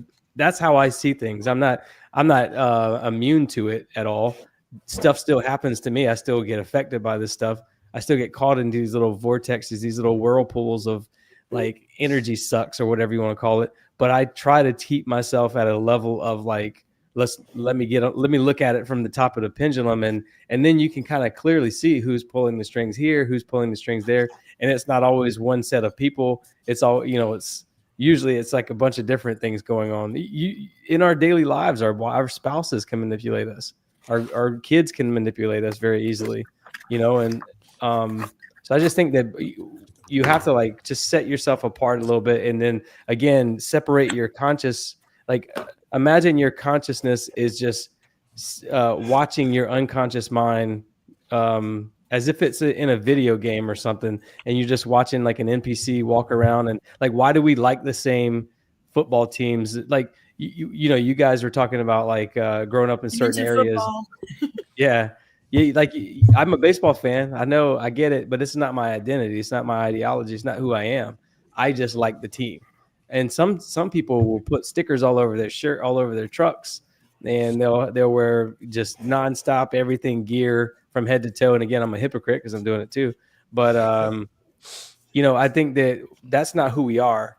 We've programmed ourselves to believe that that's who we are. Just because you grew up in the ghetto doesn't mean you're ghetto. It's a mindset, sure. Right? You Things only have as much energy as you give them, or you allow them to have. So when you were taking yourself out of the situation, like the Trump assassination, I attempted to take myself out of that situation, but there was somebody that was really excited that wanted to do a show about it. So I had to. But that being said, is if you don't give it any attention at all, it doesn't affect your life. And you were out in the forest and whatnot. And there was a point that you were making about 45 minutes ago that I wanted to mention that about basis and being able to that we only have a tiny little spectrum of light that shines through, and that's where our basis comes from everything of our knowledge. So that's the only foundation that we have, and it's just this tiny little speck. So everything that we have to talk about is only speculated from our knowledge. There's things that we can't even fathom going on around us that's manipulating our reality as well. Yeah. Absolutely. 100%. Yeah, that's what, so all of this stuff is driving us in one direction, and we just have to remember that we have control, we have free will at all times. We don't have to consent. We don't have to agree to anything that people's telling us, including people who are watching this podcast. They don't have to listen to us whatsoever. Just take little bits and pieces of it and try to formulate your own thoughts and opinions about things, but don't ever get caught into one ideology of thing or the other. Like, just there's duality in everything. There's different ways of looking at everything. I was just talking about this on another episode with Topher Gardner from Biocharisma, and how, like, when I was in photography school in the military, because I was a combat photographer in the military, they made us go to art class, and then the teacher told us to draw a Nike check. And I couldn't draw it. It was driving me crazy because you can't get that little swoop perfectly. And then the teacher came over and turned my paper around, and he's like, try it now. And I did. And it was like perfect. It was an easy swoop. And that's how we have to always look at everything. It's just like, let's just shift our lenses a little bit and tilt it a different direction, and look at things through a different lens. And we'll see that there's 1,000 other ways to do this. I mean, we're supercomputers. You know, Yes. that's why for those who don't really know, supercomputers are chaotic. They like a linear computer will give you the same result over and over and over.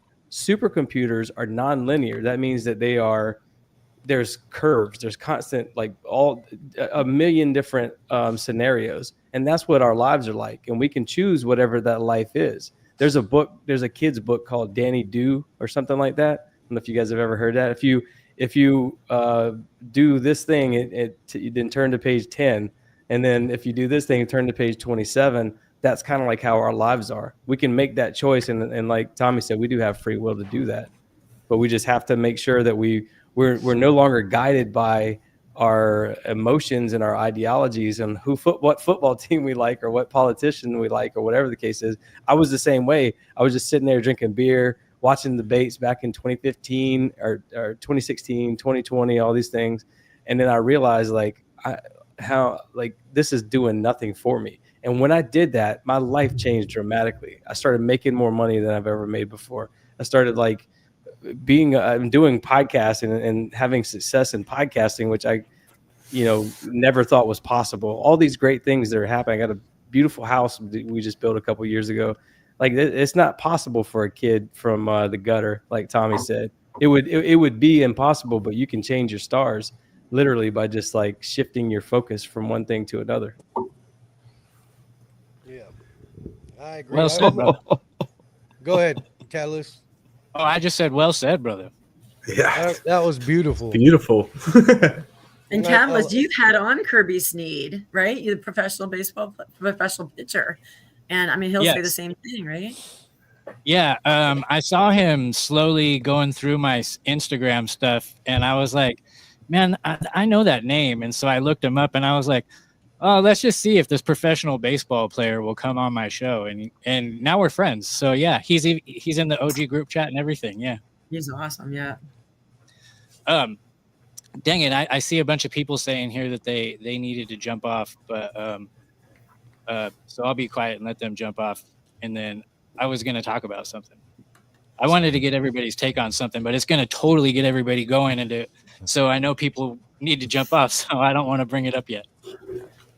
All right. Well, good night, y'all. Thank you for having me. Good night. All right. James, you have a blessed night. Stay flight. Go check out plunderworld.com. Get the cards. Get the stuff. Hey, when I get my taxes back, brother, I'm getting the box set. I'm just letting you know. I've been telling you this for like 6 months now, and I promise you, I'm fucking doing it. All right. Whatever, man. It's no pressure. Just make sure. Just everybody, positive energy. Texans are going to win tomorrow. Okay. All right. Night, y'all. Bye, James. Good night. Merry Christmas, bro. Say, mate. See you, Yeah, I'm brother. gonna have to jump off as well, guys. Thanks for having me. Second annual Christmas bash. So glad that I was in part of the first one, and now the second one. Can't wait for next year's and everything else that brings. Have a blessed Christmas and New Year, and I'll catch you all next time, guys. Congratulations to you, Drew. We Thank love you, you. man. Bye, guys. Yes, congratulations, brother. Oh, and I wore this hat to troll you, damn it. Yeah, I literally just forgot. Just remembered that Drew's a papa now. Was he not a father before? July. No, It's Oh, coming, I July thought- 2025. this is his first one. Oh, I'm shit. so happy for him. Well, he works with kids, so it's almost That's like what he'll I'm saying. yeah, the he'll perfect be a father. great dad. Yeah. That's gonna be awesome. Oh, speaking of dads, hey Kyle. Yeah, they just stormed through the door back from grandma's house. They got a tin of the cookies that you see at grandma's house, the typical tin of cookies. If it ain't filled so- with pins and needles and all that stuff, then it ain't really grandma's. Yeah. Let's see. It ain't. All right. Okay. But wait, Okay, there's we got a little invasion here. But real quick, Catalyst, I do, if you don't mind, I know we're kind of wrapping up, but you got the hat, dude. You got the hat. I know you're my brother. I've been following you for a while. I got my eye on you, Catalyst. All right. And I know it's been on, it's been off, and I've heard a lot of things, that kind of are popping up as far as like the Q things. What do you got on that, dude? Man, I'm still gonna stand by. Trump is fucking evil and is just going to usher us into what was already planned from the beginning. And Q was just a psychological operation that was played on us. However, like I always say, and I will continue to say, is it brought so many of us together. And so we're not standing by ourselves. We actually have a team of people we can bounce ideas off with, and we actually have a community now. Now, with what you're talking about, the deltas that are coming true and keep unfolding within this, I mean, it's pretty fucking uncanny, and you can't dismiss that all of these things are happening and all of these deltas are like boom, boom, boom. However, if it was a psychological operation from the beginning, these things would be happening, right? Absolutely. So I definitely think there's some truth. In the end, bro, the only person that is going to save you has already died for his sins. So get right with him. Hallelujah. I do, dude. I really do think that's so important, man. And a lot of you guys already know, like, I'm new when it comes to faith, when it comes to the Bible. I'm a couple years in, and I'm definitely not. I feel like I'm not doing it right. I don't know. You just froze. I'm not jumping over Kyle, but there isn't a right way to do it. Same with Janet. I go to a church that's in an Irish pub. She goes to church that's in a pub. And that's the way they found it. These guys did not shut down for COVID, and they just kept rolling through. And so that's where it is. And it's just, I love the story. I love the people. And it's like, there's no right way to do it. I mean, this is church right now. Right now, what we are doing, if there's more than one person gathered together speaking the truth, and that's what it is. And these people that build these buildings that we go into and give our money to, that's stuff that Jesus would have toppled over. That's right. I agree 1,000%, man. And one of the things, my book, I ended up dropping it behind my desk, and it got anyhow. Oh, my dog. My apologies. My dog's barking. I saw the colors and got all excited for some reason. I thought that was Happus for a second. Thank you, Kat. Oh man. Hey, Catalyst. My hands are all turning blue from this. Is it because of the mic stand? God damn it. I'm just kidding. Go ahead. Are you serious? No, but the lost books of the Bible, go check it out, dude. The lost books of the Bible. If you want to do something better than that, in my opinion, the Ethiopian Bible's got 88 books. I highly recommend it. And that's kind of where I started. I kind of went backwards, right? I kind of delved into the Bible, a couple books, couple chapters here and there, and then when it came to the giants, so this right here has. I don't know how many books this one has, but the Ethiopian Bible has 88 books. So there's 2 books of Enoch. There's the book of giants. You got the book of Jasher. There's a plethora of interesting books that, to me, really opens up your eyes, man. Hey, Kyle. All those guys. What'd you say, Hank? I talked over you. My bad. No, you're good. What Hank say? I didn't hear what you said. I was saying like Saint Barnabas, Saint Timothy. I'm gonna say there's probably one of the Gnostic Gospels is the account from Jesus himself. He was saying there was 88 books. I would imagine those are of the 88 books. Yes, I highly recommend too, and I don't want to be hypocritical because I have not opened up my Bible in a really long time, but I find it very helpful to have some sort of a translation book. I believe the one that I used to use was called Truth in Translations, if I'm not mistaken. And it just helps, because I'm not illiterate, but there's a lot of words that don't make sense to me. And knowing that they've been translated over and over again, that's my biggest battle is, are we getting what we're supposed to when we're reading these words? Yep. Everybody talk all at once. Well, there was a no. thing that they said if you go back where it said Jesus saved and everyone's like save, save, save. They said actually the translation was Jesus cured. So if they went back to the literal, then it's like all these people that are like, oh, you have to be, what are we doing what we were told, what we're thought, or what the original intent was? It's so hard to tell. And what scares me too is like the fact that we are truthers or truth seekers, I should say. And there's so many times that Santa Claus is discovered to not be real and within our lives. So everything is viewed through a skeptical lens. And so even God in the Bible for me is viewed in a skeptical lens. And I find it hard to fully get on board and grasp it, even though my heart's there, absolutely. But then I'll have people like this episode I was supposed to already release today, where this guy's talking about how Jesus Christ was an occultist who performed some freaking occult ritual where he buried a lion's heart in the middle of the city to gain followers for eternity. And while he's saying this, I'm like, sounds plausible, and and it's just those weapons that come to us. Thank God I had Brandon Kroll on like the night after, and he said it straight. So That's wild. But I just mean it's so hard to use discernment, especially when everything we look at is through a critical lens because we don't know what we can and cannot trust. Well, you were just saying this about Santa, and it's like if you twist it a little bit, if you think about you're telling kids that it's okay for this grown man to come into your house, go into the kid's bedroom at night, give him candy, sit on his lap. I mean, there's a whole twisted side to all that too. Santa is an anagram also for Satan. So Satan, exactly. The wearing the red, everything.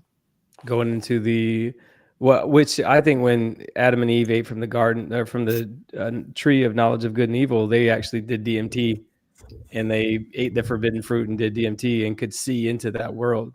They could see into the 99% that I was talking about earlier. I mean, that's possible. As someone who has dabbled with DMT, not to the level where I've spoken to the entity that apparently waits on the other side, but I will let you know that on a lower level, you definitely are exposed to. It's almost, I can't explain it. It's almost like I saw the geometry that made it reality. So you saw what the guy with the laser saw? I don't know. Like, I was staring at the floor, and the floor was the most incredible thing I'd ever seen in my life. Because like I seen like every single element, and it was all like gear. But I remember the first time I took ecstasy. The floor was the most amazing thing I felt in my life. No, dude, this wasn't that. You're talking to someone that spent his whole senior year of high school rolling on ecstasy. This wasn't that. I promise you. You're talking to someone who's been places and done things. Like I'm no rookie to crazy experiences, and this was unlike anything I've ever experienced. To the point where I'm trepidatious to try it again, and that says a lot if you know me. That really says a lot. But like, everybody that you can Google YouTube DMT trips, and everybody's going to tell you that they basically met the same entity on the other side. Shiva, right? Or whatever it is. It's Elohim. It's this entity that apparently knows all and is seemingly friendly to a point, like, because you can wear out your welcome. Yeah, that's what I was going to say. Paul Staub talked about this a lot in his book, The Nephilim Look Like Clowns. So shout out to Paul Staubs for that. He mentions all this because he did 10 years of DMT, and he said that he ended up discovering that they were evil entities, basically. He was interacting with. Sorry, Catalyst, go ahead. I don't remember what I was going to say. Go ahead, sorry, dude. I do that often, man. I apologize. If I don't say it right then and there, it's gone. I did that to Sam Tripoli on his show too. I got to stop fucking talking so much. That's my problem. No, you're good. You're good. You're good. I think this is something that I really Shut the fuck up, Kyle. I remember what I was gonna say. If Drew was here, he would have argued that seed has already been implanted in everybody's head, and that's why they all see that same entity. I can believe that. I got some DMT Because he for was you, trying to fellas. say that the people in that documentary, and I'm having that guy on too, that made that discovery with the Matrix code, and he's saying that all of his friends saw Garrett that shit King. because it was already planted into their heads from him seeing it. But however, I mean, he purposely didn't tell them about it, so he says. So we'll see. Yeah, I don't know how far. I mean, I'm not super invested or knowledgeable when it comes to at least that, as far as like the seeds already been planted. But you know, something that I've always wanted to dive into, not always, I would say as of like 6 months ago, is like remote viewing. So I'm in this really weird spot, right, where I'm kind of in the last 4 to 5 years, I'm having some faith. I'm having a relationship with God. I got probably 10 different Bibles, to be quite honest with you. I do not read them as much as I should. Hank and I have talked about astral projecting. I've done it like 3 or 4 times, and it's freaked me out. Not really freaked me out as in like I seen something that spooked me, but it was just the experience. I felt like I got sucked in. The only way I can describe it is if you had like a Hoover, like if you have a vacuum, like a really strong vacuum, and you suck up like a golf ball or something, and it thunk, and then it's gone into space. I was laying on my bed, and I felt like I just got sucked into the abyss. And I heard a voice. It was super deep, dark. I don't even know if it was a voice or if it was a very low frequency. And it spooked me, but it spooked me in the sense that I kind of want to dig in a little bit deeper into this.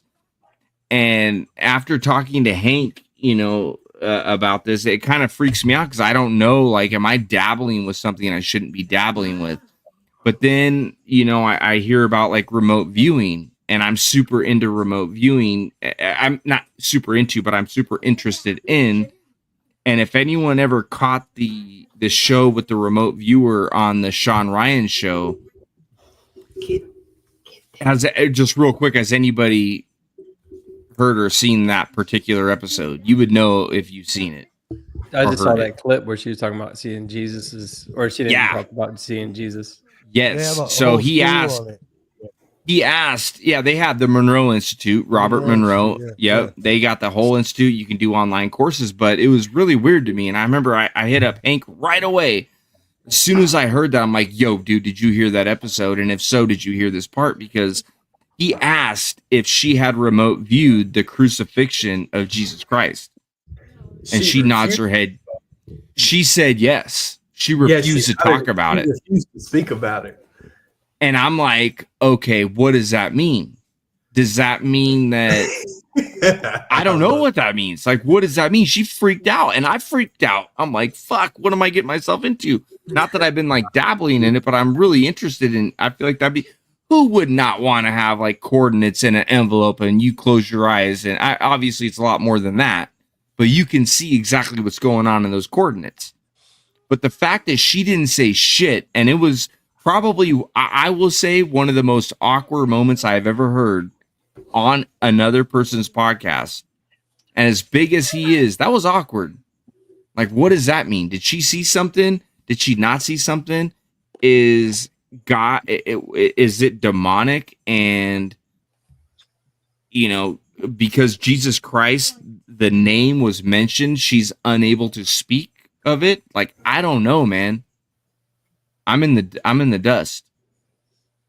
I don't know. I haven't heard it, but I will say that if you're going to start getting into that, I would talk to Jonathan and also Nick from Occult Rejects and make sure that you're grounding yourself properly and protecting yourself properly before you go into these things.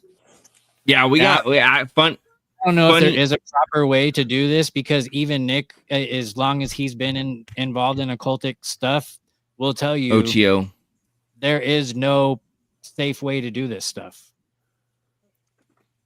So Yeah, and see, but that's also my thing. Like, I feel like Nick was a part of the OTO, and I'm and that's kind of, and I heard, and you did a great show. You did a few shows with the Catalyst, and they were great shows. But like in my brain, I am separating astral projecting, and I am separating remote viewing from occult practices. So it's a really hard thing for at least my brain. To me, they're two separate entities. Well, Kyle, And you got to funny you understand that the well in which it all derives from is the same thing. It's all from stemming from a place of pure malice and evil. Is it though? It's there to present itself as something that's appealing to you, so that you'll latch on to it and willingly sacrifice yourself for the gain of something that is beyond you.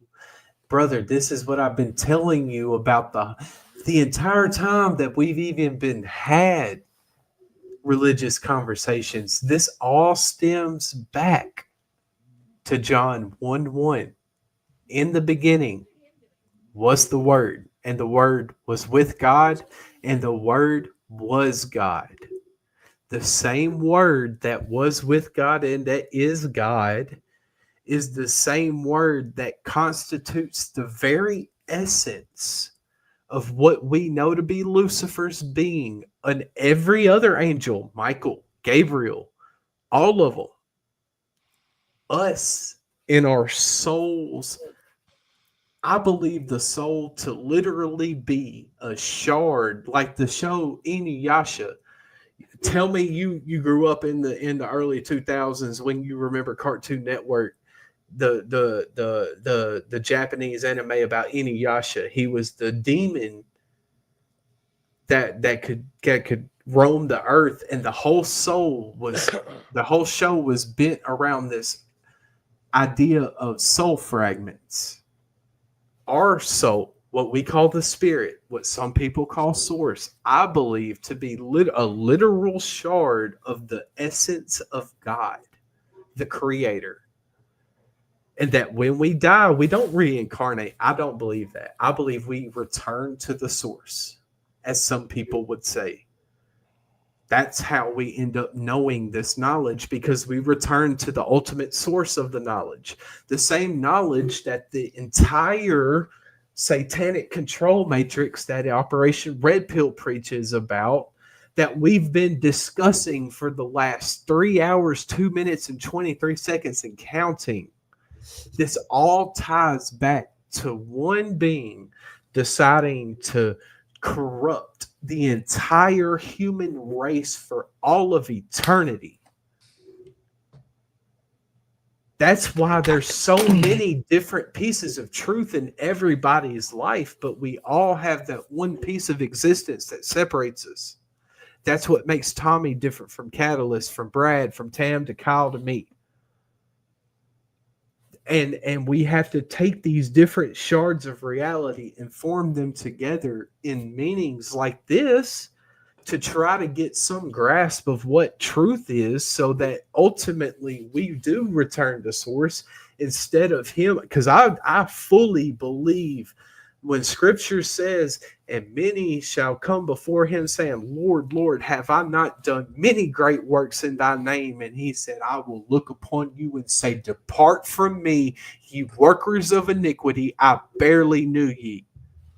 Dude, that's a fucking chilling thought. And if it's not, you should listen to that again. The Creator says on Judgment Day, there's going to be a plenty of motherfuckers come before me. God, are you kidding me? I've done my whole life, I've dedicated to you. And he's going to look at these people in the orifices of their soul and say, dude, I don't even know what you did. You wasn't doing that for me. Get up on out of here. I don't want to be that guy. I don't What want to is be that guy. inequity? What is a den of inequity? What is inequity? What is a worker of inequity? What is inequity? Iniquity is the opposite of righteousness. Inequity is nothing more than sin. It's pure Which is and the simple. opposite of righteousness. It doesn't say that anywhere. And that's Hank, what that was awesome, by the way. that was beautiful, yeah. Yeah, that was good, But man. why would God give some people the ability to become spiritually grounded and rise above and design their reality and live the kind of life they were destined to live if that was not what God wanted? This is where I mean, bro, the that's individual- the age-old question, man. Moses dealt with this shit when he was marching around with the Israelites. You think Moses, if he Abraham was wasn't- dealing with this shit in his time. You think Moses- Abraham wasn't in touch? You Abraham think marched Moses up on wasn't Mount in touch? Sinai and had a one-on-one with God himself. And when he came down off that fucking mountain, these motherfuckers built a fucking idol to Baal. If there was a den The of fucking inequity, same people that every abortion clinic worships today, I Baal. agree on some of that. If there was a What den I'm of saying, but what I'm inequity in saying history, is like, this isn't something that we're dealing with specifically in our time. This is reverberated through the existence of humanity. so what was the first den of inequity? The harem of Ultimate- Solomon, maybe? I think you could say the first den of iniquity ultimately was the Garden of Eden, The first because den that's of where man first sinned. original sin. But That's where the original sin was, brother. I think Man you know, directly went against what God said. God said, "Don't do this," and we did it. I Was there think sin before There's man? your free choice. Could I think- angels sin before man, or did man create sin by But the see, first but step? see, That's a Catalyst, great if you- question. Catalyst, if you want to go back Great 2 hours, question. that's what I was asking 2 hours ago. I mean, I couldn't talk. Like, I don't know if I did a good enough job asking the question, but my No. question was, where the fuck did we get this from? Because it's not from us initially, because we are literally the essence of so God. you made just physical. answered your own question. No, dude, you're like, I can't. This isn't something man created. You're right, but it's Something something that man was can put- answer. This is something that outside forces put in man, and them outside forces either have to be God itself or an opposite but equal force to God. I got a That question was for my you. whole point. I Yeah. got a question for you. As an individual, right? Is one man connected to your God? And your God may be the same as mine, it may not. Do you believe that you are capable of great things, that you are capable of so much more than you could possibly imagine today? Or do you believe that you're capable to change the world? Do you believe you have it in you? Do you believe you have that spirit that can spark the change of humanity? Like every single person who's ever changed humanity has been one man. It's always been one man. Do you believe you have that same power as him? Or do you believe that you are guided by something outside and you don't have free will, and that your future is destined to be what your future is? Or do you believe that you can design your reality, you can change it, you can make things better for you and your family and your friends and everybody around you, and maybe even the whole entire world, because God gave you the gift of free will? And instead of looking outside, all you got to do is look in, because I promise you, God gave you the power and me the power. Catalyst don't do that. And So Kyle the you're power, and admitting- Catalyst the power, and Brad the power, and Tommy. Tam the power. Tommy, you're we got that admitting- power. Do you not believe that Tommy, we have that Tommy, power? you're admitting that God created something fallible. I'm asking you a hypothetical question as well. No, I'm asking you straight, yes or no. If God granted us free will, that means God created something inherently broken. That's what got me so frustrated earlier. I'm Right. sitting here listening. That was the Tommy. If you want to go back 2 hours, that was my whole point. Through I what heard lens Either you. God intentionally created something broken, Yes. or the something broken came from something that was God's opposite but equal. Okay, let's use Kyle's example of getting in touch with the spiritual realm, the Hang on right outside quick. realm that Hang on you right quick. said. We gotta let Brad plug his stuff because he's about to depart us, and he's been Alright. too good of a guest on Yeah. tonight. He like Brad's Kyle a said fucking to me earlier. genius too. Brad has fucking mastered patience, and we all have something to learn from this man. Brad's been more right than anybody tonight too. Brad, Thank I you, want to brother. go to church with you. Is what I want to do. You make me want to go to church with you, brother. Because what you're getting preached is something I need to hear. Obviously, You're muted, by the still way. muted, brother. BT Dubs. Unmute Brad. You gotta, Yeah, I said I'm gonna be I'm gonna be singing in the choir on Sunday for the first time, man. So that's gonna be interesting. But Well, you can definitely count on some prayers for you. I keep you in my prayers.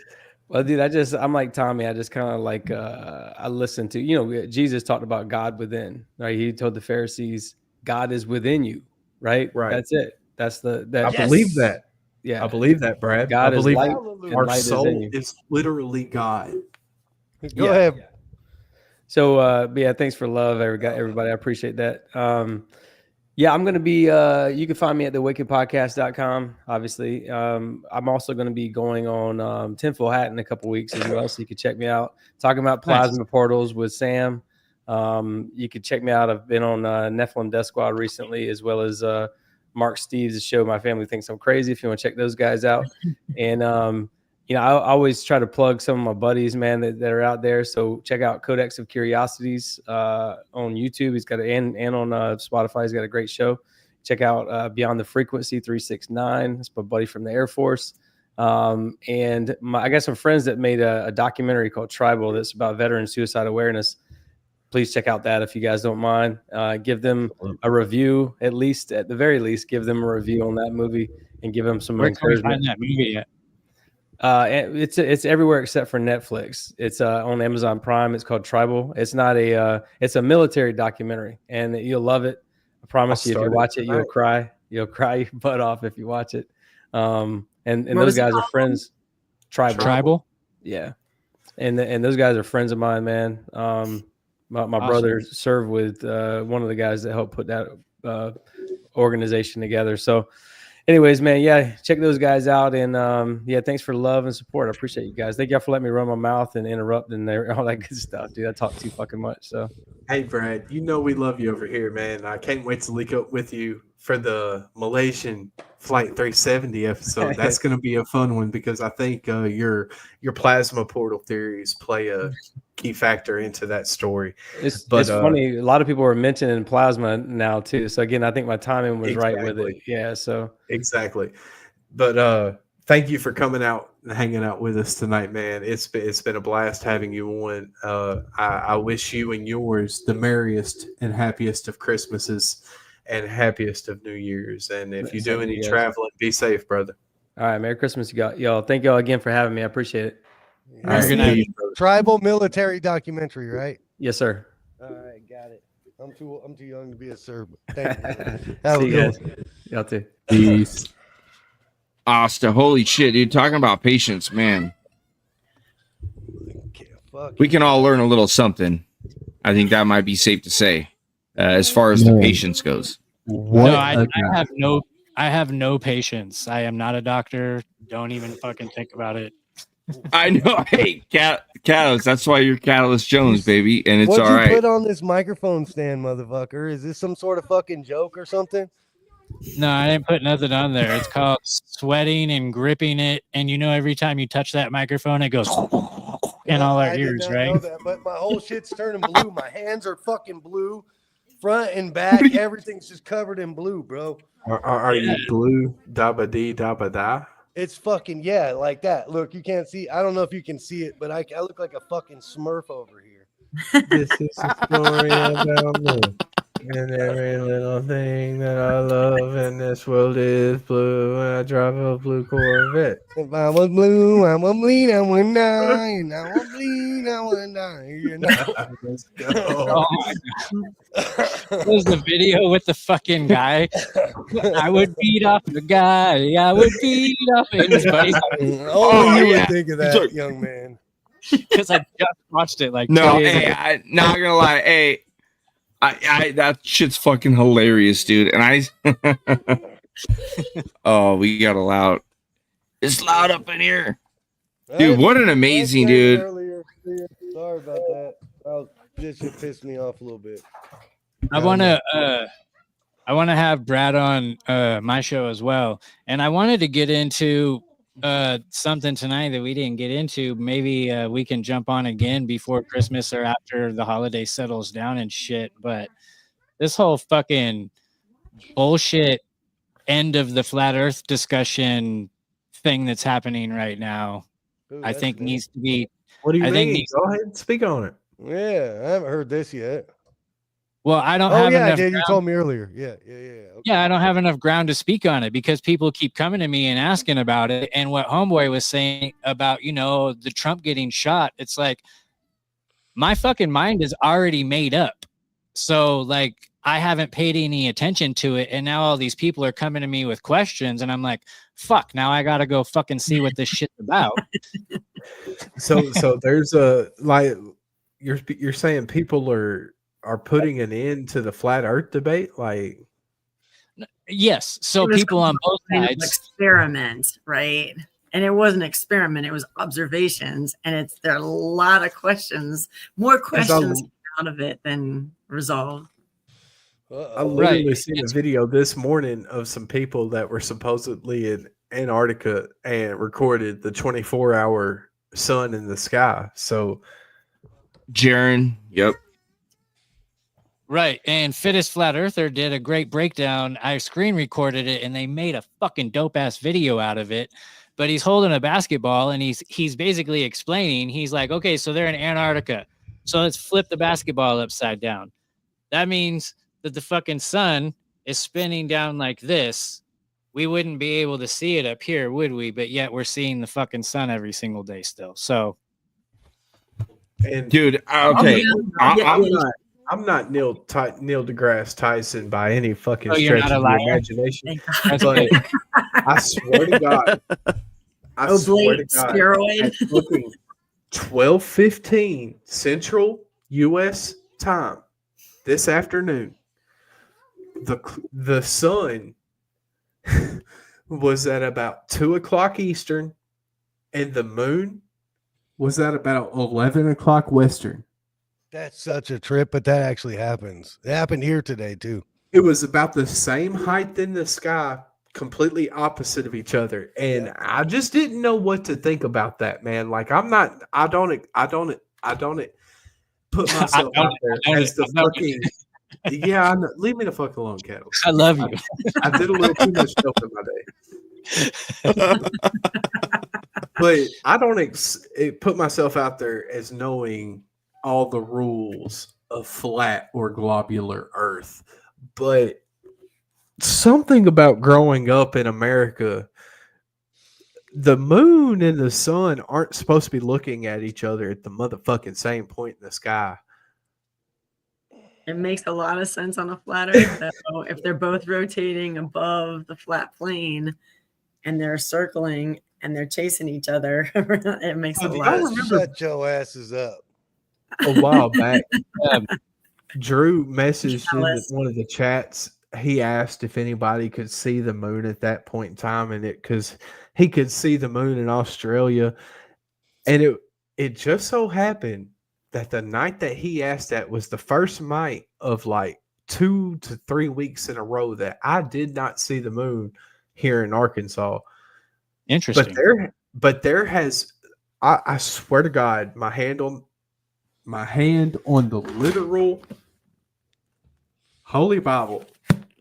There was an afternoon last year where it was 6:30 at night in the middle of the summer, and the sun was up probably, I don't know, a good hands width in the sky. If you're a redneck, you'll get that reference. And I messaged Drew in fucking Australia, which according to the fucking globe model, he's literally on the opposite side of the globe of me. And I said, hey, dude. He's upside down, right?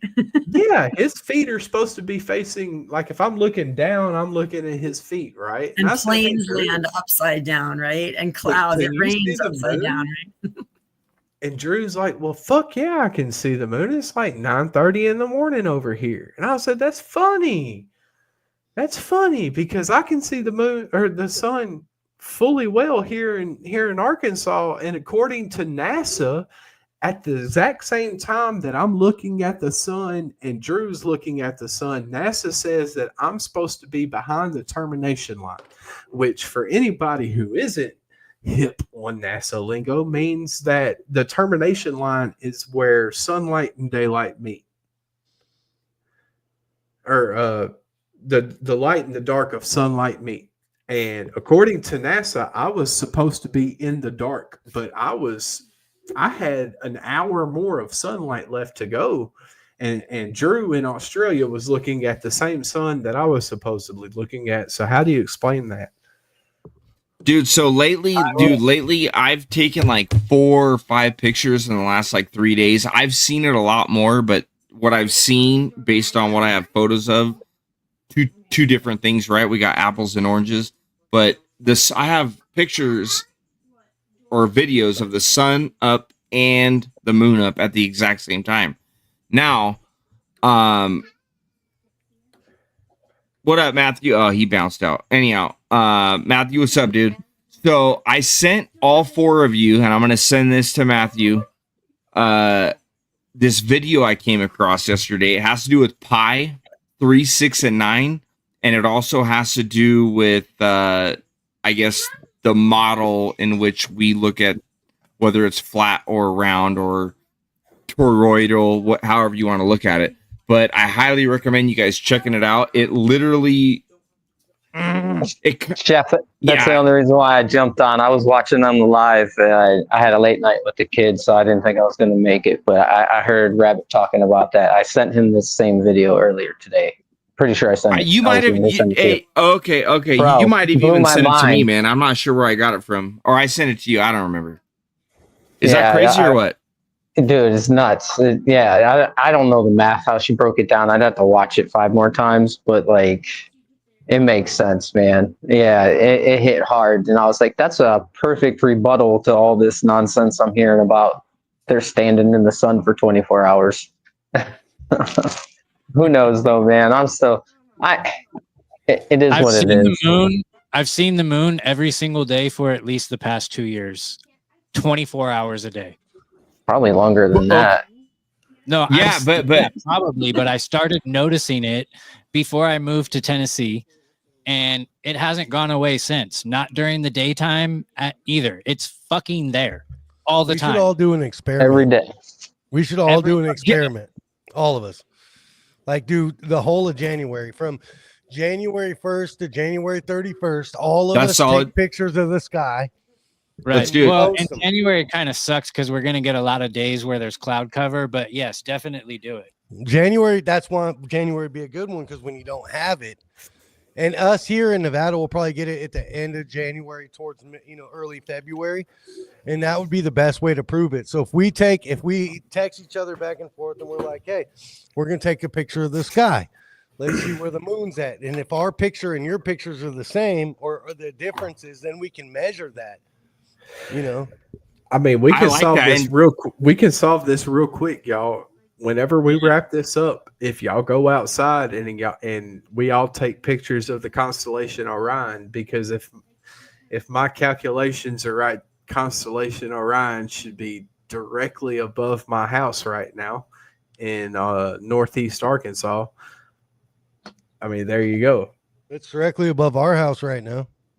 Does everybody on here have the Flat Earth Map app? No. Yes, sir. It's worth the money. I will in about 45 seconds, though. It's worth the money. It's a catalyst. It's a one-time fee, I believe. Correct. One time. It's one time. It's worth it. And that's Hank, It's okay. worth it, One dude. time, my 2-inch cack. Hank, do you have an iPhone? Yep. I'll gift it to you, brother. Oh, Hey, No, Hank, you- when you get on, do you have a referral code, Catalyst? Damn, I should get a referral code. No, I don't. You do though, right? I do. If you don't have Yes. one, I if got I can Yes, one. throw one out, if you can referral Yeah, code absolutely. I'm buying some weed. FE Poem. If you can do FE Poem, and I'm in a big battle with a guy who's actually in Australia. He when you call him, he'll answer the phone upside down. So he looks like he's upside down when he Nice. answers the phone. He's hilarious. That's great. But we got a battle going. Ca- So any more referrals I could get, I'd really appreciate it. Is it called Flat Earth Pro? No, it's No. Flat Earth, Flat Earth, the sun, FE clock. moon. Flat Earth clock. Yes, sun, moon. Damn it. And And Zodiac. David Weiss is Catalyst, David what were you? Weiss is the person that put this Maybe I should together. just search David Weiss. And Hank, this is a great thing to have in your pocket at all times because whenever you're having a question, it's right there.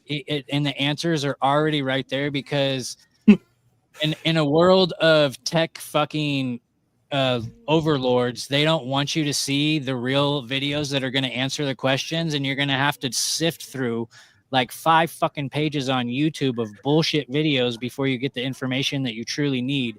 And with They'll this bury app, 'em.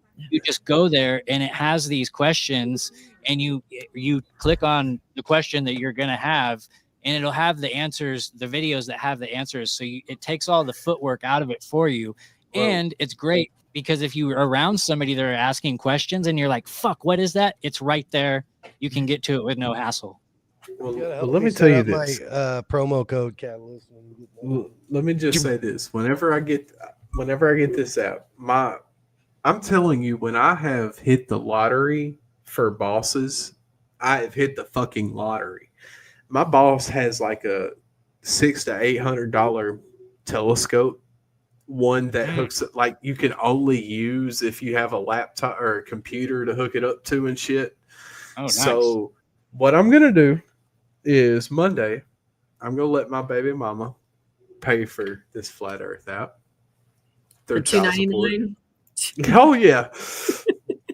and I'm gonna go get this telescope from my boss because he's done told me, because me and him have this flat earth debate all the time, and his argument is, well, dude, if you were to sail west from Los Angeles, you're gonna hit Japan. I'm saying, yeah, dude, if you're going what you think is west, sure. But anyway, so what I'm gonna do, Catalyst, and I'm gonna try to figure out how I can, because I got an iPhone 12, and iPhones are the superior technology, correct? Like that's what we believe. This is America. iPhones reign, right? Japanese products. Who, yeah. So I'm Well, you gonna are take this. you're 3 iPhone generations behind. Ooh, But yeah, Hey, we're not talking about that, Catalyst. We're not talking about that. We're not worried about that. I think they're all the same. It took 2 decades to get me to switch back from fucking Android. So, but anyway, what I'm gonna do is I'm gonna get on this flat Earth app, and then I'm gonna look at the microscope or the telescope, excuse me, and we're gonna see what the what is, and if I'm able to use this iPhone to somehow figure out how to stream some straight footage, like because I'm the person. Like if I were to get on an airplane today and fly to Tokyo, so that, or somewhere the opposite of Osceola, Arkansas, so that we reach maximum cruising altitude, and I look out the window and I see a curve, you know what the fuck I'm gonna say? Well, it's the fucking windows. These sons of bitches got double paned windows and they're both fucking concave windows. Of course it's gonna show a curve. I would be the person that you could put me in an astronaut suit, send me up in a balloon, and I'm still not going to believe it. Because you know why? The motherfucking lens of the astronaut suit is curved, and therefore it's going to put a curve in what I see. I don't know what the fuck it's going to take to get me to fully 100%. Like, I will take a bullet for flat Earth. Nice. But I do not 100%. I can't take a bullet for what NASA says we live on. I know that for damn sure. That's something we agree on, buddy. I can't take a bullet for NASA. I don't know what. And see, my boss has kind of landed on this middle ground of it's both. It's really kind of up to the user in the sense that it's up to each of us. What do we believe it in? Because what is all of this except a conglomerate of all of our own personal realities, right? Correct. And I can get behind what your friend is saying. Absolutely. But tangibly, it doesn't hold water, and flat earth holds water every single time. I got a crazy question, Hank. Really? I live in some of the flattest land in Arkansas. I got a crazy question about that. On a clear summer day, I can see over 20 miles. And I'm not bullshitting you. At 6'2",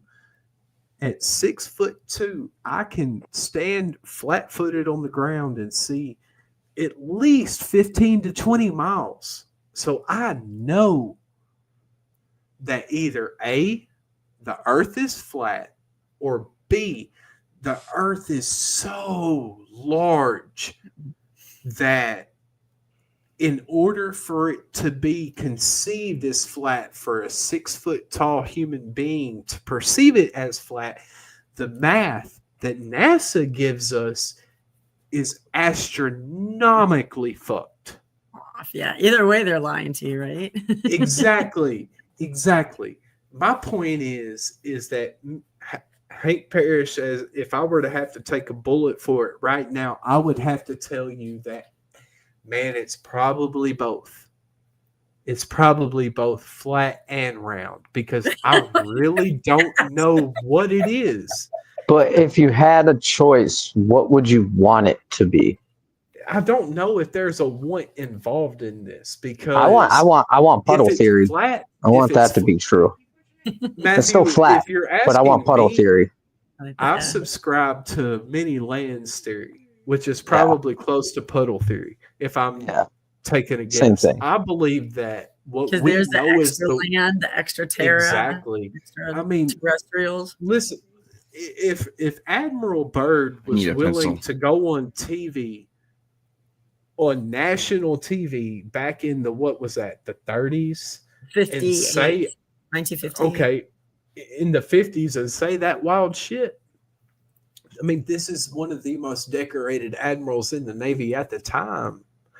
Why would he go on and say this shit unless he was just an absolute dementia-ridden, deathbed recipient? But that's not what he was. And I understand that there's supposed written accounts of his fellow,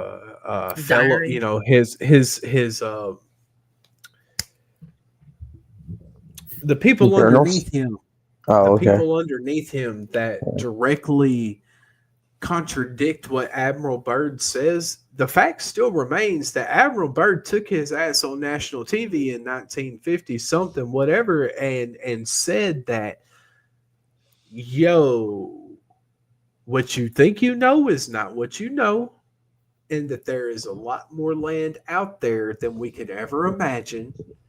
And the only pushback I have on that is, if I thought that there was some land out there that needed some freedom, America would have gave it some motherfucking freedom by now. Because that's what America specializes in, is spreading motherfucking freedom. The American way, as Toby Keith so eloquently put it. God rest his beautiful, even the fuck Oklahoma, God rest his beautiful Oklahoman soul, and we'll put a boot in your ass. That's the American way. Well, couldn't they be hinting at something like that with the whole Avatar movie? I mean, even with the whole big blue people, you never know. They definitely. Why would they give us so much truth in every other aspect of life and then be lying about that shit, right? Right. If America specialized in freedom, why would they call a place in Arkansas freedom? Why would they call the place in Arkansas Osceola? America specializes in trying to be world police governed by a bunch of motherfucking corrupt pieces of shit. and you wanna is, know. is Get him, known Catalyst. is known for hiding secrets. So why the fuck wouldn't they be Right. behind hiding the biggest secret? Sorry to burst your bubble, Hank, but America is Uh-oh. a fucking piece of shit. No, it is not. I will not stand. It wasn't. Catalyst, It is now. I dare you to say that again. I will boot you from this stream. I shall not stand for such blasphemy. I just Americans want to know are why they would amazing. call a place in Arkansas Osceola. Well, let me Catalyst. tell you why there's a place Areola. in Arkansas called Osceola. Osceola. I love area. Who's And Osceola, Hank? he was a chief of the Seminole tribe Well, where's in the Florida. Seminole tribe from, Hank? Florida, And where'd they wind up? not Florida. Yeah, because they were enslaved and sent to goddamn Arkansas. And there were some racist white motherfuckers that were like, "Oh, this would be funny to name this place after here." I feel, you know what? I'm No, a you- white boy. no, I don't look, want to be look. insulted Every- with that racist every- white boy shit no more. Every single month, I go to pay my light bill in the city hall. Yeah. And next to the fucking main entrance is a picture from the fucking 70s of a white dude and a white girl dressed up Like Osceola. symbolically as chief and the chieftain's main mistress, Osceola. And they like used to do this shit for fun. Like, no, there's nothing wholesome about the Osceola origins was of European, Osceola. though. He was European. He was European. He was like 75% European. So it Well, kind of brother, he would look like a white boy. I think that the Fertile Crescent that we were taught about in our history textbooks that made us to believe that the Fertile Crescent was in the Middle East was actually in what we now known as the Southeastern Conference. Oh, you have to take it football, do you? After I believe that the Fertile Crescent existed in what we now know as North America, the Where United do the States four of rivers America, meet? everywhere from Louisiana to North Carolina, anywhere you can see the crescent moon and star or anything resembling a palm tree. The Moors that we are famous for known, one of our famous Marine Corps battles was on the shores of Tripoli. Well, who was in Tripoli? The fucking Moors. Hey, I got The Moors were in America long before Whitey was. I want you to close your eyes and think about something. Arkansas is going to be one of them. Where do the four rivers meet along the Mississippi rivershed? They all meet in one place, right? The only place on the planet where four rivers meet is on off the Mississippi River. One of them's the Arkansas. Yeah, it's in. They I all want to meet. say it. It's either in northern or southern Arkansas.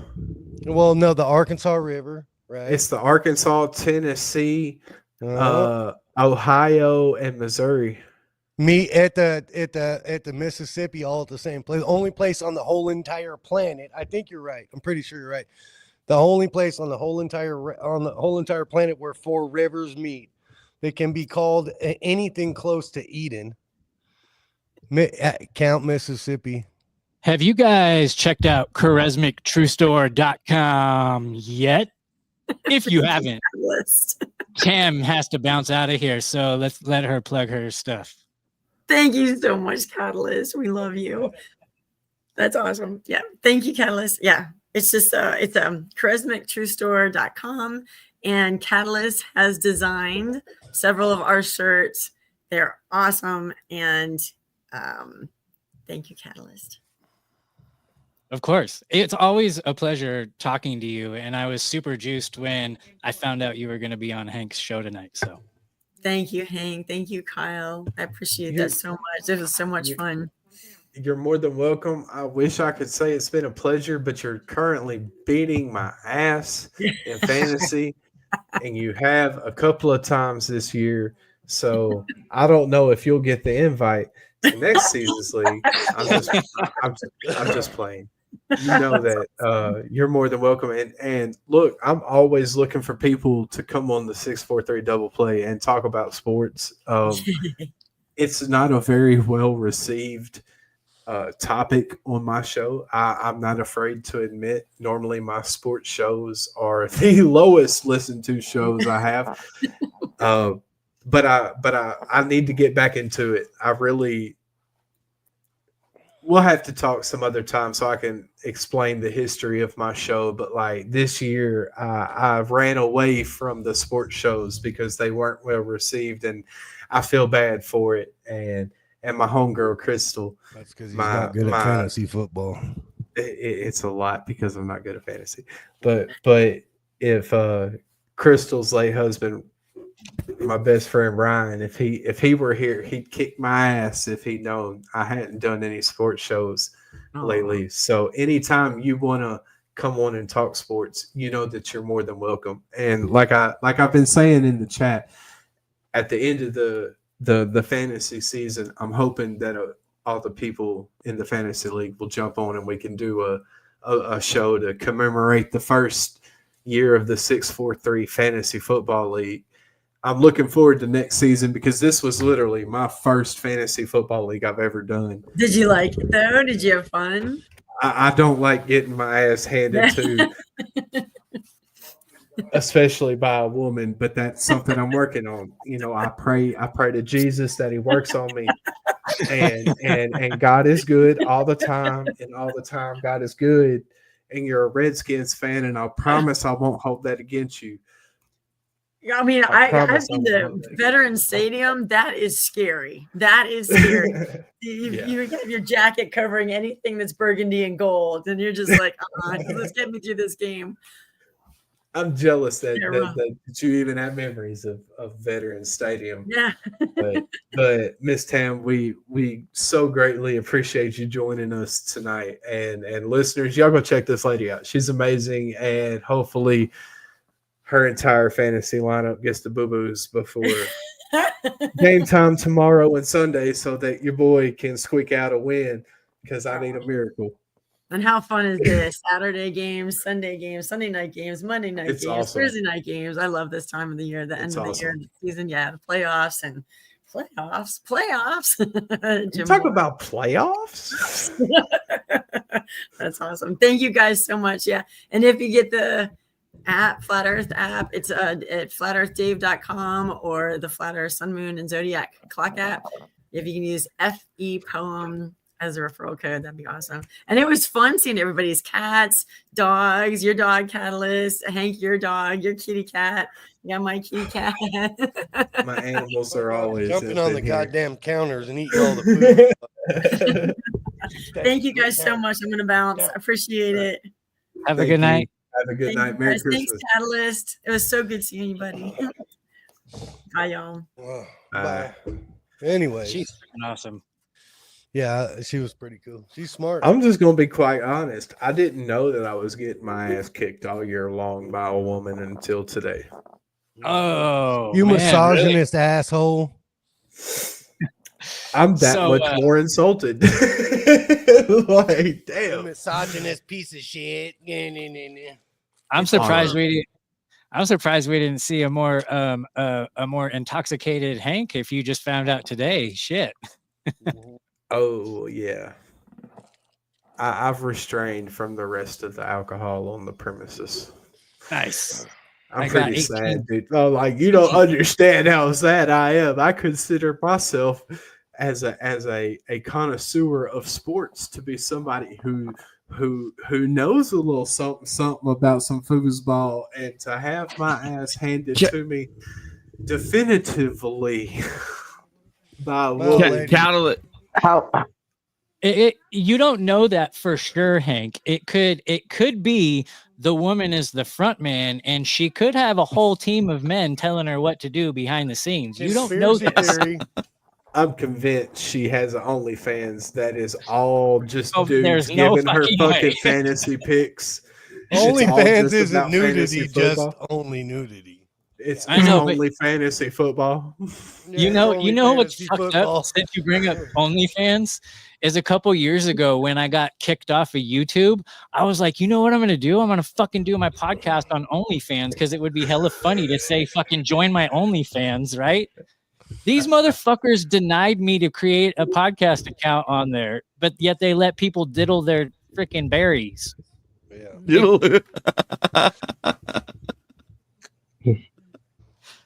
But you can't That's talk. great. That's great. I'm not Hank, speaking on OnlyFans. Hank, how many teams are in that league? 10. 10. Okay. Yeah, Well, Now you man, got room. listen. I'm hoping to. I'm a sucker for fantasy football. Dude, I'm hoping next year I can get 4 to 6 more people to join the league. I'm hoping to have 14 to 16 more people next year, and I'm thinking about doing a $15 to $20 buy-in. What I've experienced, and no shade to any of the 10 people, Catalyst included, people that have joined my league this year. I understand that a free league isn't necessarily going to be your priority. I appreciate everybody's time and input that they put in on it, because this has been a hell of a learning experience for me.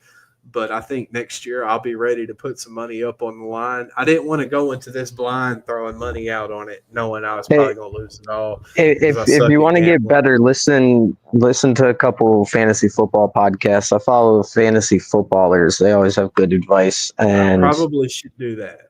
Yeah, dude. I don't even watch the fucking games, bro. I even my buddies at work got me to start betting on some here and there. And it's hard as hell. It's hard, but I would make bets and barely even watch the games, just checking it later on or the next morning to see if I hit on anything. I got mad respect for Ryan Dean over at the Dangerous World podcast, because he bets weekly on UFC, MMA, fucking football. He's a degenerate. I ain't even gonna lie, he's a degenerate, and I can't do it because I'm guaranteed if I bet on it, because I figured out in my version of reality, if I really want something, it's not gonna happen at all.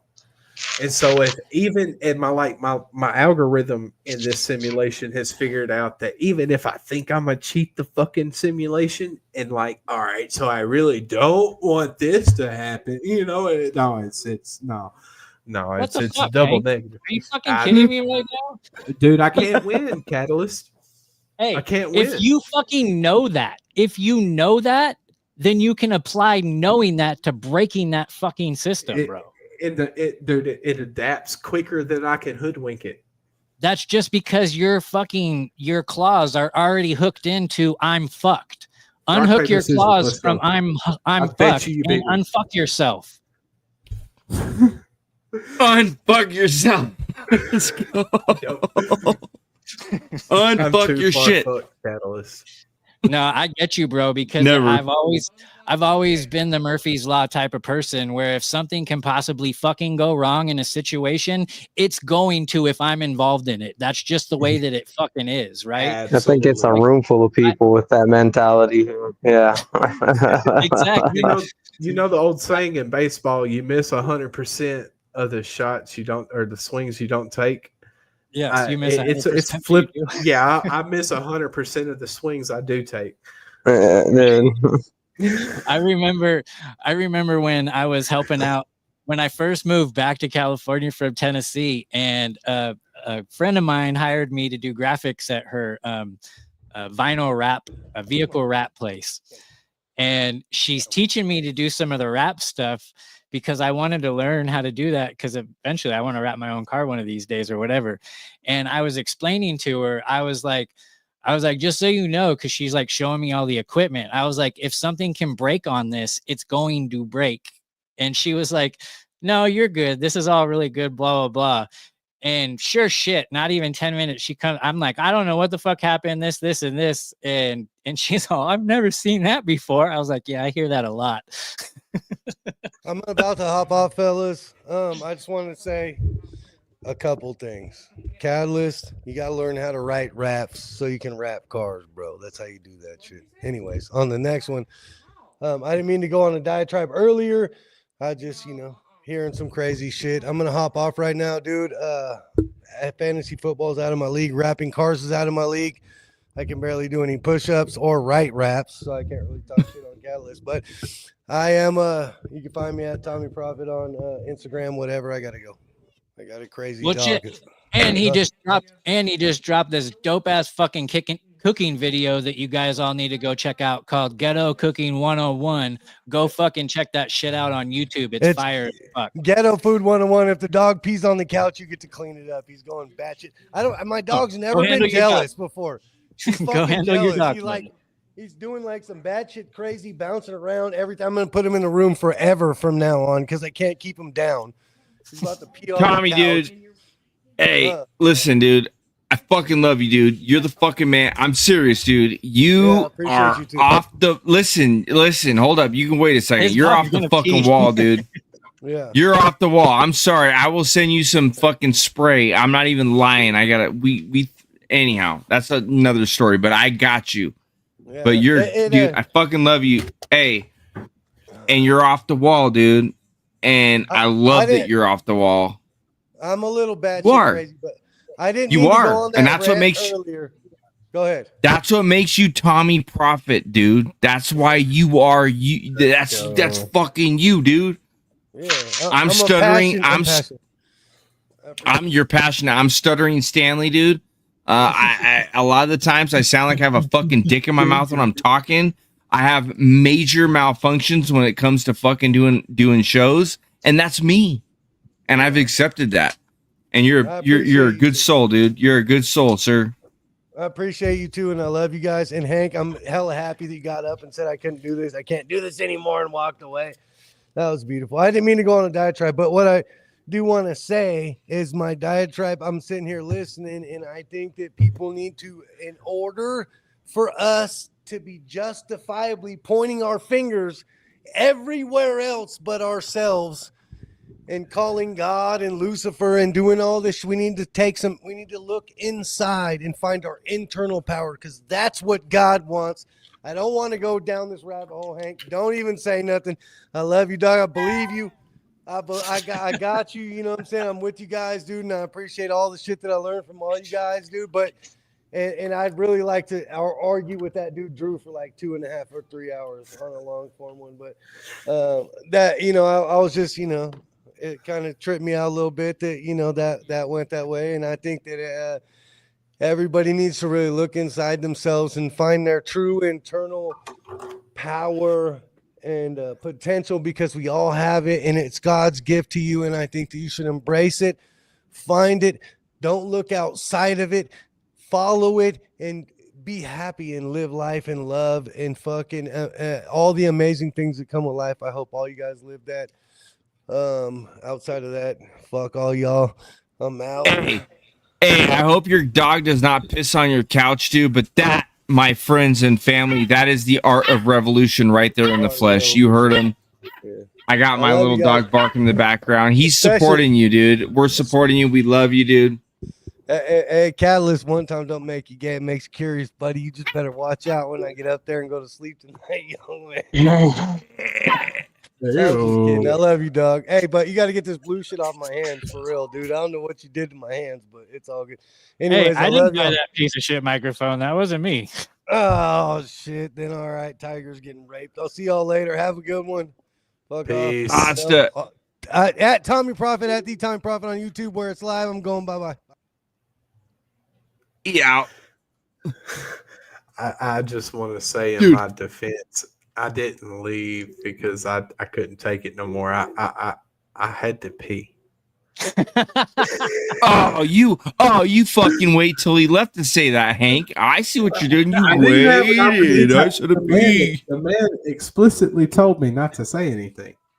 No, you're good. Hey, listen. You're good, dude. Hey, it's one of those things. Listen, I'm just gonna speak just because I feel like fucking speaking. Hang on real quick. Shut the fuck up. Shout out to the 81 beautiful motherfucking souls on this planet Earth that decided that for the last 3 hours and 53 minutes, they're going to hang out on the 643 fucking double play.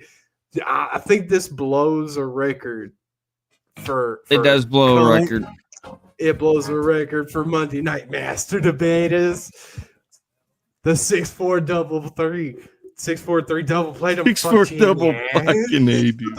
Fucking Pimps fuck up too. I've been pimping since been pimping.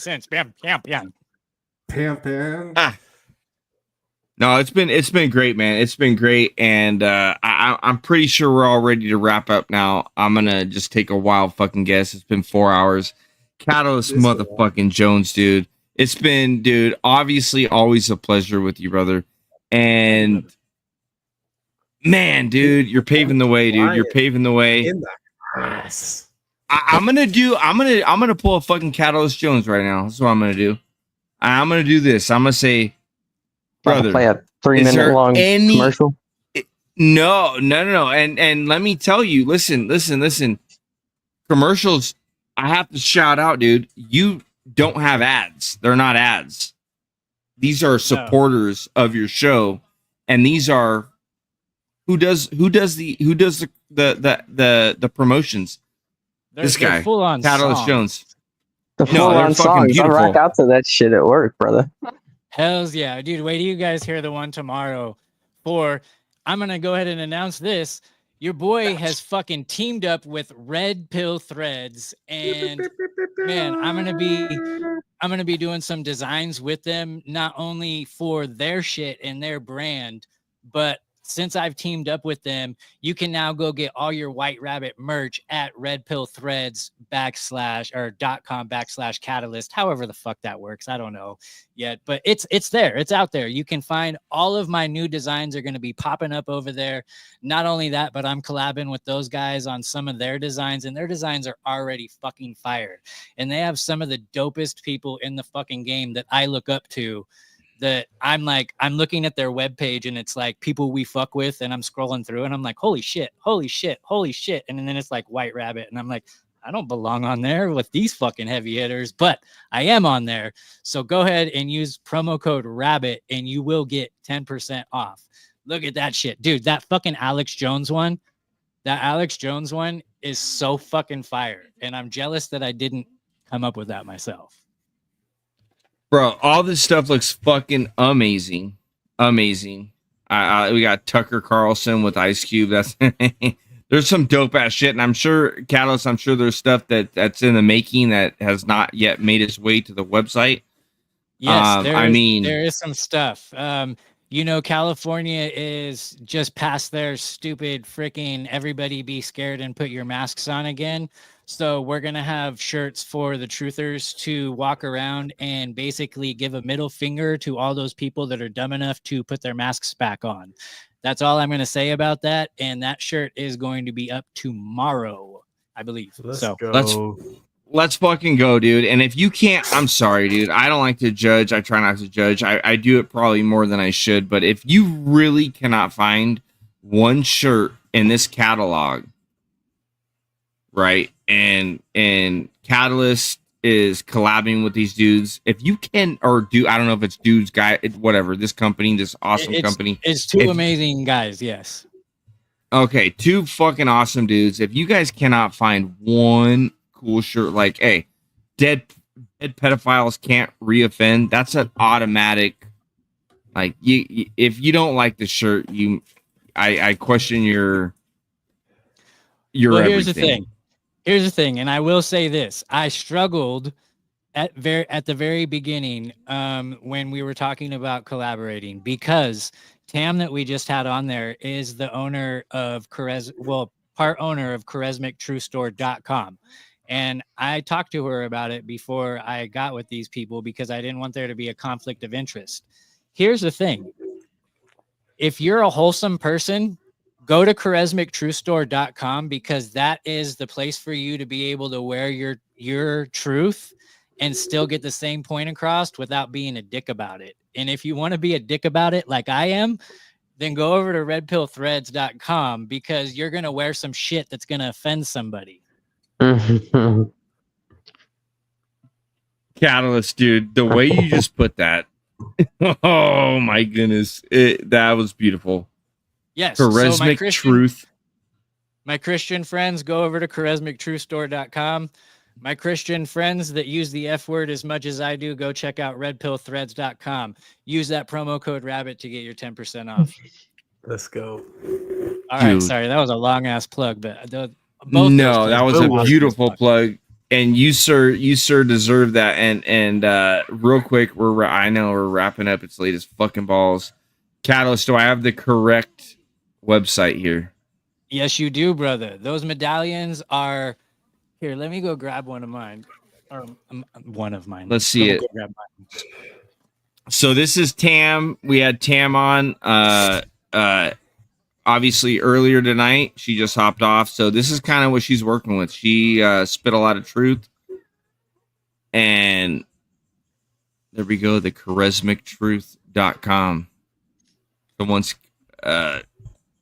once Catalyst gets back, we'll wrap this bad boy up. He's back. So just so you guys could see, here's one of those medallions, and damn. So the size, and they're really heavy.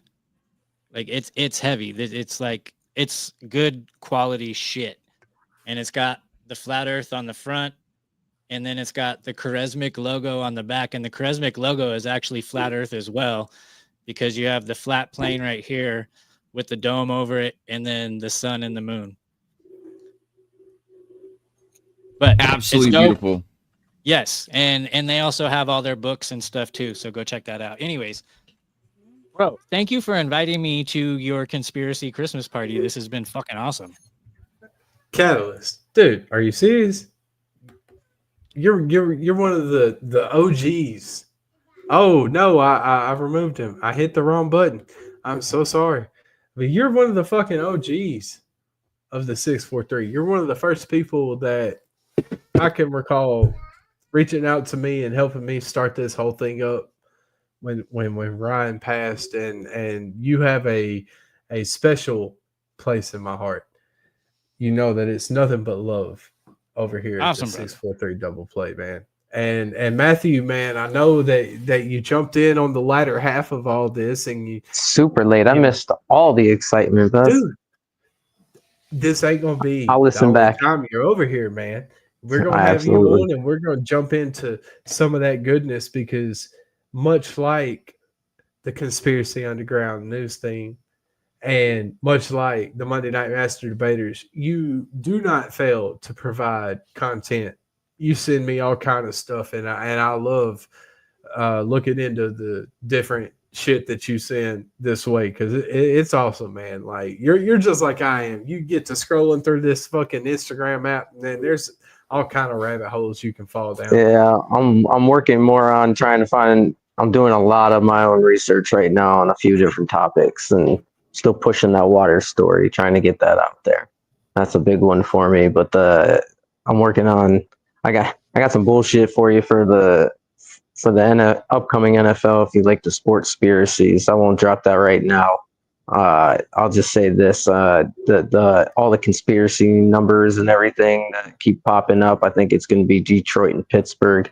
Just putting that out there, so we can come back and listen to it when I'm correct. But I'm digging deep in my Kent State connection to 9/11 and just being a part of the whole. They use smaller tragedies to generate energy for the bigger ones, and just I don't know, man. I'm coming out with so much, and every time I look at one thing, I gotta go and look at something else. So I'm probably gonna have to throw in the whole Jackson State thing that happened right after the Kent State thing, and just a whole bunch of shits lining up.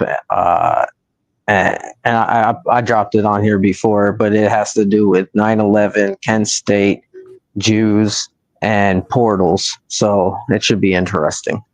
Let's go, dude. Let's go. And hey, man, if you got enough to make a show out of it, let's talk about this Super Bowl prediction before it gets there, man. I'm off of work as of right now. I don't. I'll go try back to throw some more. Detroit and Pittsburgh, so I've got plenty of time. Yeah. I hope you're right, bro, because Detroit, the city of Detroit, the people that live there, they fucking deserve that shit. Yeah, they need it. When Cleveland won their championship for basketball, man, the energy here was wild. And of course, that was a ritual too. You know, Cleveland's the 216 area code, and they won in 2016. And they made the Browns go 0-16 that year, and then I even let the Indians make it to the World Series just to lose to the god awful Cubs. But hey, you know, it's sports. It's not real anyway, right? Right. We don't believe in such things over here at the 643. Oh, but you know, it does definitely, man. When they bring home a championship, it still brings a lot of energy to all the idiots who believe it's a real championship. You know, it definitely makes a change in the city for a little bit. Detroit needs that, man. It's a shithole. They could just use a little bit of sunshine. That you'll get me to believe that Philly's Super Bowl and Super Bowl 52 was anything but. I got to say, most of it does have to do with Chinese astrology. That's one method I'm using quite a bit to look at the teams. And man, it fucking lines up, brother. Especially with the whole Browns and the Niners being dog shit. Let's go, dude. Well, look, man. Before the Super Bowl pops off, let's jump on here and let's record an episode. Yeah, dude. We can definitely put down at least an hour of bullshit. I can come up with a decent amount. Yeah, just I'll hit you up here in the next day or two. We'll get to it. Let's go. Let's go. Well, Catalyst, before we get out of here, bro, plug your shit one more time.